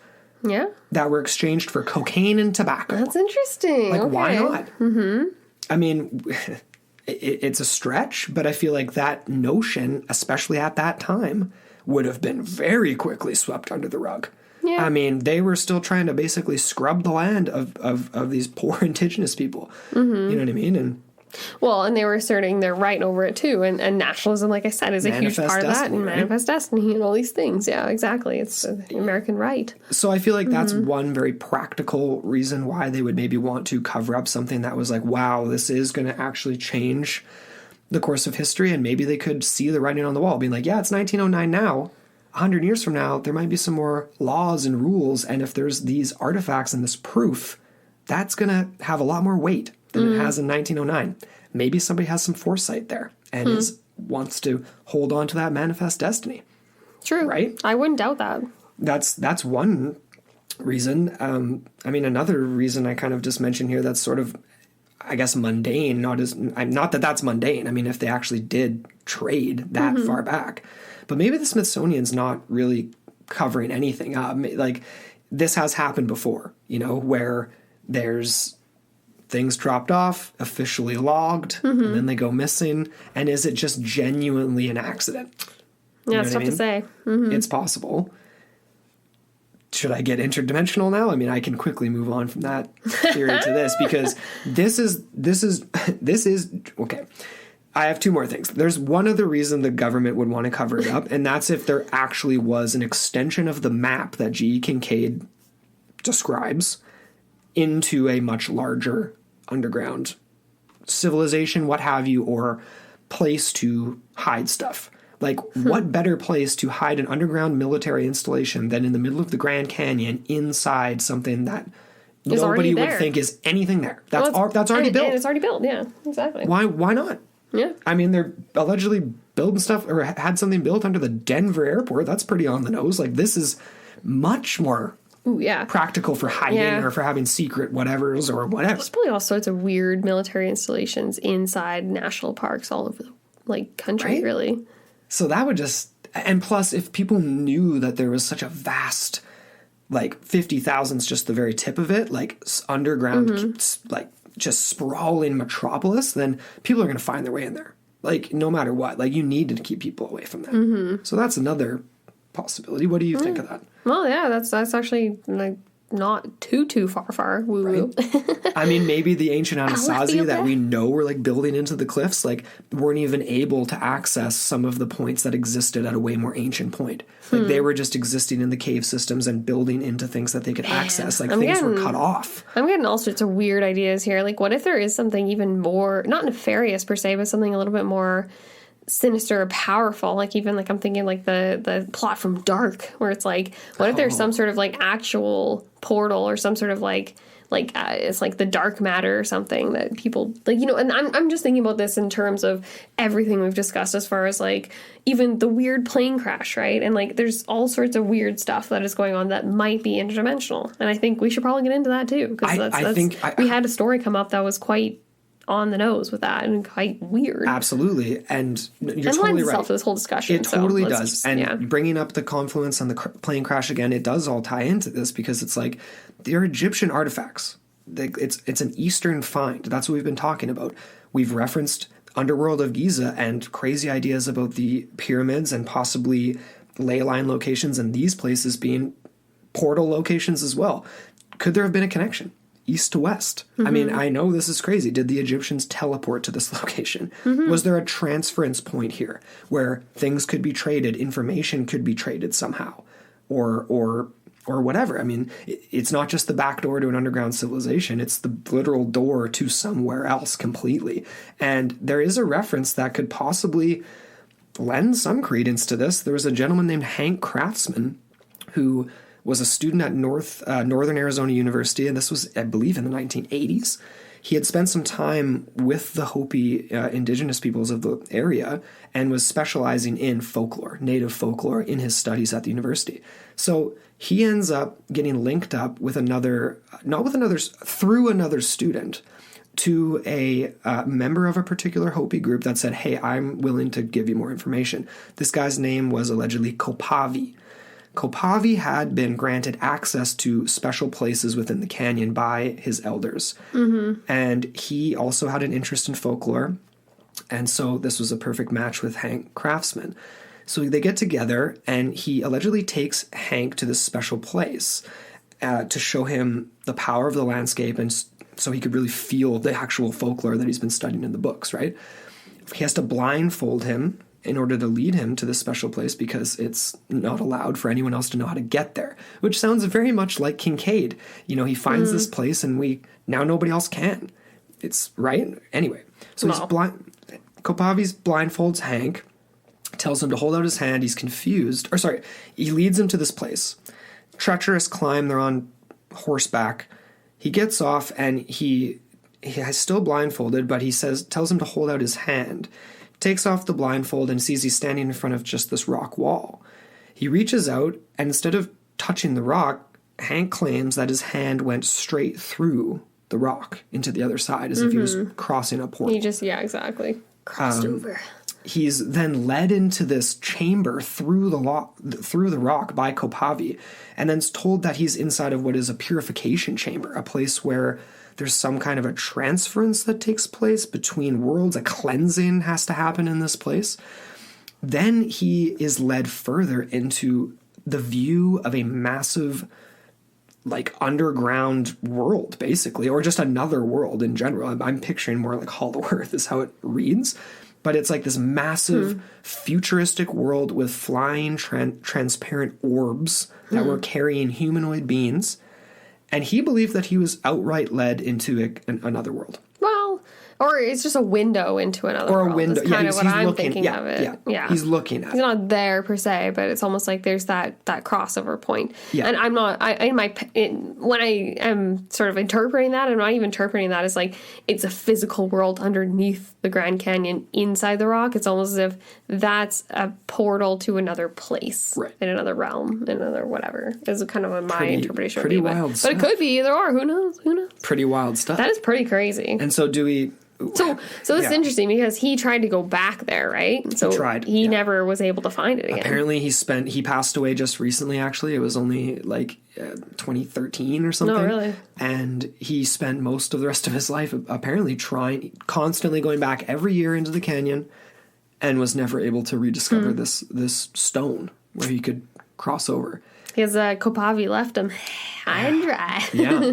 But gave him this everlasting feeling and this experience of like knowing. I mean. So my next question is like, was Kopavi supplying him with some like herbals or anything like that? That was my first question. Is this just pure hallucination? To what purpose by this guy? I mean, you lead a random dude into the because you want woods. to seem like white man knows all. Fuck you, you don't know all. Right. You know what I mean? Like, fair enough, I don't know. Like maybe like I guess. you like totally like pulled the wool over him or something. Like, but at the same time, I don't think so. No. I think it was more about reverence and respect for nature, and that was the whole. Hopefully, the whole point of the whole exercise. But I feel like even if something like this was true, like. A special place, crossovers possible. I mean, they talk a lot of interviews with like elders now about the confluence area. They reference it almost as if it's like this type of place where you can physically reach out and like cross over to another point type thing. It's more. But where is that though? Are you reaching into a whole different like it's like a different planet, different universe, a different like totally like cosmos or totally it's more different. Metaphorical. But I feel like even in talking about that, it gets lost all of the like. Eastern stuff or like the objects and the pre-Columbian stuff or just like the notion of contact, like that's almost like separate. Well, but it isn't to me though.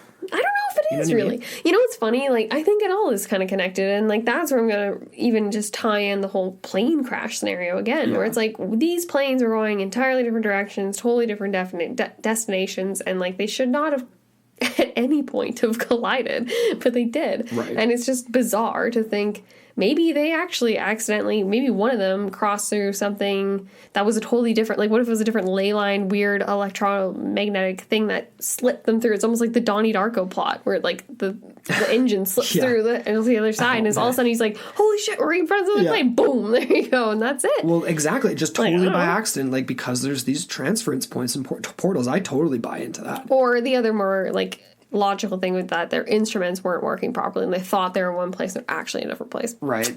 But it wasn't really at midday though. I'm pretty sure it wasn't at night. Well, it was, but who knows? Like maybe it was cloudy, maybe they were above the cloud. Who knows? I mean, come on, you're gonna have some. But if you don't have no idea where you are, your head's being messed with, and like that's ties into all this too. I think electronic fog too. I wonder if they might have been experiencing that. Who knows? Brain fog, electronic fog, every kind of fog, real fog, it's actual just weird fog. To think that there was such a limited airspace allowance right over this area, and is it like I said, like I asked already midway through this episode, but like is it because of protecting the space or is it protecting the people flying over the space? Right. Is it just that unreliable of an area that you just can't? And again, I'll refer to Big Bend National Park where it's like Big Bend. Sorry, not Big Ben. It's like I'm referring to the clock or something. He's got his own park now. If that appears in Big Bend, we've got a story on that. Exactly. No, but I'm just thinking, like, that's another highly electromagnetic place with a lot of anomalies. And I'm not sure if they actually have any restrictions over the airspace over there. I'd have to look into that one. If all those meteors are, you'd imagine they probably would. Just to be like, out of safety. It would have to be. But lots of mysterious things in this episode. Do you want to get into this guy? Like, I wanted to bring him up. This was just kind of like food for thought kind of thing, but it was just weird. Like, again, going back to this mysterious Smithsonian, we're just like propping up a buddy guy over here. What's his name? Childress, because we're getting into all this Smithsonian conspiracy type stuff, but not even really. It's just like I wanted to mention its origins, and like I thought it was weird because all the funds that contributed to the founding of the Smithsonian were ultimately bequeathed by this one guy named James Smithson, and he was an illegitimate English aristocrat. And I don't understand how he got all this money if he's an illegitimate aristocrat that didn't actually inherit any of his family's money. Like, was he just like a really hard up businessman? I guess. Yeah, he's just an entrepreneur. He's wheeling and dealing, and that's how he made it. Used the name and got some stuff. And the most bizarre part about this is that he bequeathed all these funds to the U.S. government with very specific instructions, and he never, ever stepped foot on American soil. No. Yet, his entire estate is left to the founding of, quote, and this is a direct quote from, the establishment for the increase and diffusion of knowledge. Knowledge. So this came about, okay, so this guy, Smithson, died, and then it was 6 years later that the announcement came, and this was after some very fierce debate in Washington. So they actually came to the decision on August 10th, 1846, and it was an act of Congress that was signed by President James K. Polk. And it was after 8 years of heated debate that they established the Smithsonian Institution, as we know it today, as a trust. And this was to be administered by a board of regents and a secretary of the Smithsonian. So since its founding, this is over 170 years ago, obviously, the Smithsonian has become the world's largest museum, education, and research complex with over 19 museums, a national zoo, and 9 research facilities. Crazy, that right? comes direct from their website there. Yeah. But it was just really cool. Like, I was just like, what? And it's weird. It's just strange. It's like, was he just like, F you, all you British blokes, and I'm just gonna invest all of my unspent wealth into the American dream. Traders. And exactly. The traders. Right. Yeah, exactly. And he's like, I don't know. Yeah. Is this very, 1846. So I'm not sure how I'd have to go back to my history books and look at those. No, it's definitely worth referencing that. And it is a strange start to the Smithsonian, and they just do so much awesome work, but then they're always associated with Is there weird secret stuff. prerogatives is my question. Right. I kind of want to infiltrate the institution and kind of From Jump Street, it seems like maybe there was, or maybe there are. Maybe. And definitely with the notion of manifest destiny that you've brought up, this idea of protecting culture, this idea of protecting a certain historical lineage to things. And it was funny, actually. Once again, I'm going to shout out Scott and Forrest as Astonishing Legends, because they brought up this idea of joking about rewriting the history books. Nobody wants to redo that or whatever. And then Scott, I think, was saying of course they would. They'll sell more books. And then my thing I said to you, I was like, well, it's not the publishers that care about this. It's the institutions. It's the people behind the scenes that would care. And just very quickly to have an example, there's dozens, and I'm not going to get into it because we don't need to, because you guys all know it's true. But very recently in the 80s in Brazil, there was a Roman ship discovered. And then when they attempted to excavate, they were blocked, barred, the area was completely cut off, denied that the find was ever there at all, even though there was the literal photos of the, I'm forgetting the name, I think stele, or the pottery, Roman pottery used for carrying wine and olive oil and these types of things. Mm-hmm. Those types of things have been found off the coast of North America and South America, Central America. Not to mention a lot of places. The Viking stuff too. That stuff too. But the point is that the Brazilian government wanted to quickly stomp that out. Mm-hmm. They didn't want any notion of anyone being there before Portuguese explorers at all. Mm-hmm. They didn't want to touch that with a 50 million foot pole. Yeah. Because it just is going to bring a bunch of problems. All of a sudden they got to deal with Italy now. All of a sudden, Italy's going to start, we joke about it as if it's you find a Roman ship. No, they would then potentially have a legitimate beef with Brazil. We were there first. Yeah, and you have to, exactly. It comes back to nationalism and importance, and that comes back to that other story that I mentioned, and I wish I could remember the year that those guys set off. I know it was quite recently, in the last decade, and they... Again, right, it was all funded from the Mediterranean organizations, those sorts of nations over there.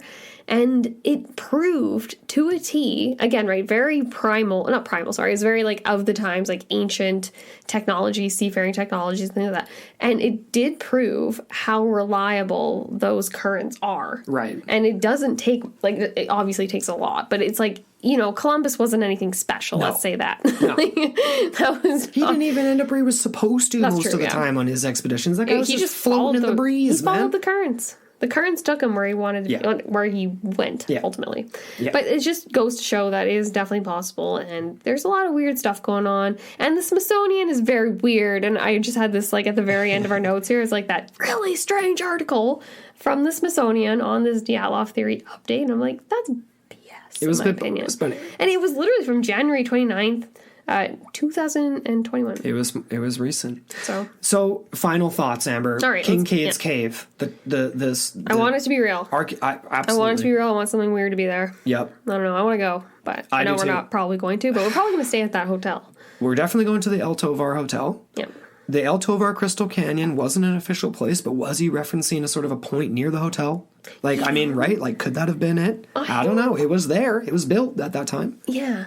I'm thinking, okay, I got this really geeky idea here where I'm like, what if? Because like drones aren't allowed in the Grand Canyon, things like that. Sure. What if, though, we got someone to build like a tiny, like almost like a beetle size, like really cute little spy bug. And it's like it could fly for small distances. So if you needed it to fly from one ledge to another, it could do that. But it would just crawl, and it would have like really grippy like hands and stuff. So it could crawl up a lot of surfaces. It's just like a bug. This is the next. And then that's how you would just like, you would use it to have like cameras on all angles, and you'd like explore the Grand Canyon that way. That'd be so sick. I think it would fly under the radar. I don't know. Why is Elon Musk trying to go to space when we could be trying to search for caves with bionic bugs? Right. I mean, come on, buddy.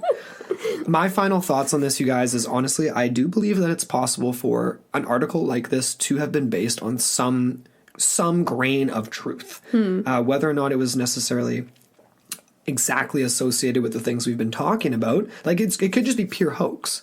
But the point is that even if that article was pure hoax, what it's referencing could still exist. And all of those things are possible to exist. I don't think I don't want it to be pure hoax. I want there to be some grain to this. And I do believe that, I think it's naive to think that things aren't covered up and hidden away. I think it's completely naive. It happens on the daily. It happens on the daily for the information that we get. And you have to dig for it. Even more so now, because it's just a sea of garbage information. Or just see the filters somehow. You know what I mean? Be like, okay, Exactly. What do they really mean by that? It reminds me of the Kraken Wakes, the book I'm reading right now, because it's like reporters, right? And then they like see headlines, they're like, what do they really mean behind that? Right. They're trying to interpret the thing. But Final thought here. I will say that I think my most prominent theory after getting through all of this stuff was that it's very possible if these artifacts were deposited within the Grand Canyon or maybe traded with ancient Anasazi and then placed there, the peoples that maybe brought them over were the infamous Sea Peoples. And I think it makes sense because they pillaged Egypt. They won a lot of intense battles against, I believe it was Ramses II. Yeah, I think so. They also took over a lot. They pillaged and plundered areas of Greece. Basically, they conquered, or not conquered because they didn't rule, but they conquered for a very brief time, invaded, stole, murdered from the most powerful nations in Europe and at that time. Took their stuff, and they were seafaring peoples. So where did they come from? Running away. Did they ultimately come from North America? Either they came, I don't know about that, possibly. I mean, we talked about them being Atlanteans or something or whatever too, right? But it would make sense for there being a lot of weird artifacts that are misplaced, that are kind of hodgepodge together, stolen, cobbled together. And then the description of like warriors' barracks. It's like this was just like, it sounds like traveling Vikings. It's like they have a forge. It's very basic rudimentary grain. Maybe they were trying to set up shop in a brand new weird place. Yeah. They sailed into the Grand Canyon somehow, or I don't know. I mean, that actually makes a lot of sense. Yeah, the fact that it was all male and that they were in these like really strange looking like small compartmentalized little chambers, right? Like, you know, as far as like the it wasn't grandiose living. It wasn't made for anything. Like, it wasn't made for a family life. It wasn't made for royalty. It was made for very specific purpose, I think, and a little more industrial, right? Yeah, exactly. It's like that makes a lot of sense. It does. Well, you guys, This is now officially Into the Portal's longest episode on record, I'm pretty sure. Okay. So we're going to wrap things up. We definitely want to hear what you guys think about the legendary Kinkade's Cave. Mm-hmm. Does this place exist? What do you think of the original article? We've put out a lot of theories here, and we would love to hear your input on it. And honestly, that's all I have to say. Thank you guys so much for listening. And I know it's been a long time. If you haven't yet, please hit us up and leave a 5-star rating and review on Apple Podcasts. Check out our website, intotheportal.com. Check out our network website, straightupstrange.com. Exactly. Halloween's coming up. We actually have... Halloween's amazing, but beyond that, we actually have some cool new merch coming out soon. Oh, yeah. So we're going to we're refresh. Changing up everything. We're going to refresh. We're going to, It's going to be so different, you guys. Like, just stay tuned for it. It's going to be sweet. Hit us up at Into the Portal Podcast on Instagram. Come follow us there. And I can't even think of anything else. We got a massive thank you to all of our supporters on Patreon. Obviously, yeah. We've got our producers. We got Adam K. We got Nightwing. We got Kitsune. Jackson Greenberg. Yes. We could not do this without you guys. Oh my God. No, thank you. And all the rest of y'all, just listening to this. For everyone that's stuck with us, regular listeners, patrons, you guys are all so amazing. I know we've been on a pretty lengthy break here. We just appreciate you guys so much. We can't wait to get back here more regular. It's gonna be a sweet year, winter, and then an upcoming year, because it's already gonna be the new year pretty soon. Exactly. But yeah, no, this has been super fun. This has been one of my favorite subjects that kind of got us into podcasting in the first place. And we're gonna have more of those coming your way. Some of the classics are coming your way. Yeah, like absolute classics. The reason the show exists. So stay tuned, and until next time on Into the Portal, your gateway to the bizarre.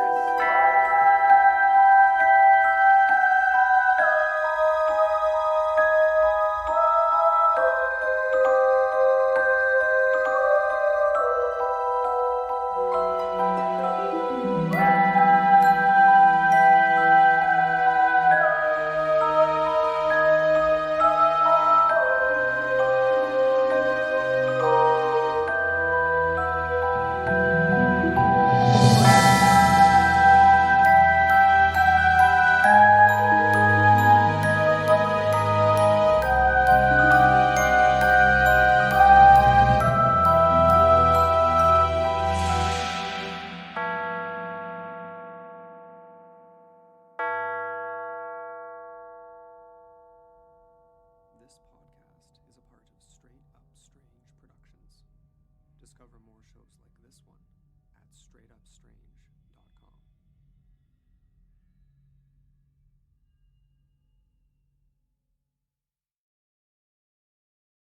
If you've got a passion for pumpkin, you've got to get to Dunkin' and pick these up. Our new Pumpkin Cream Cold Brew. Smooth, bold cold brew topped with velvety pumpkin cream cold foam. And our delicious pumpkin spice signature latte. Rich espresso topped with whipped cream, caramel drizzle, and cinnamon sugar. And our perfectly pumpkin donuts, munchkins treats, pumpkin muffins, and more. That's how we pumpkin at Dunkin'. Pick your pumpkin at Dunkin', like our new Pumpkin Cream Cold Brew, pumpkin spice signature latte, and our perfectly pumpkin treats. America runs on Dunkin'. Price and participation may vary. Limited time offer. Exclusions apply.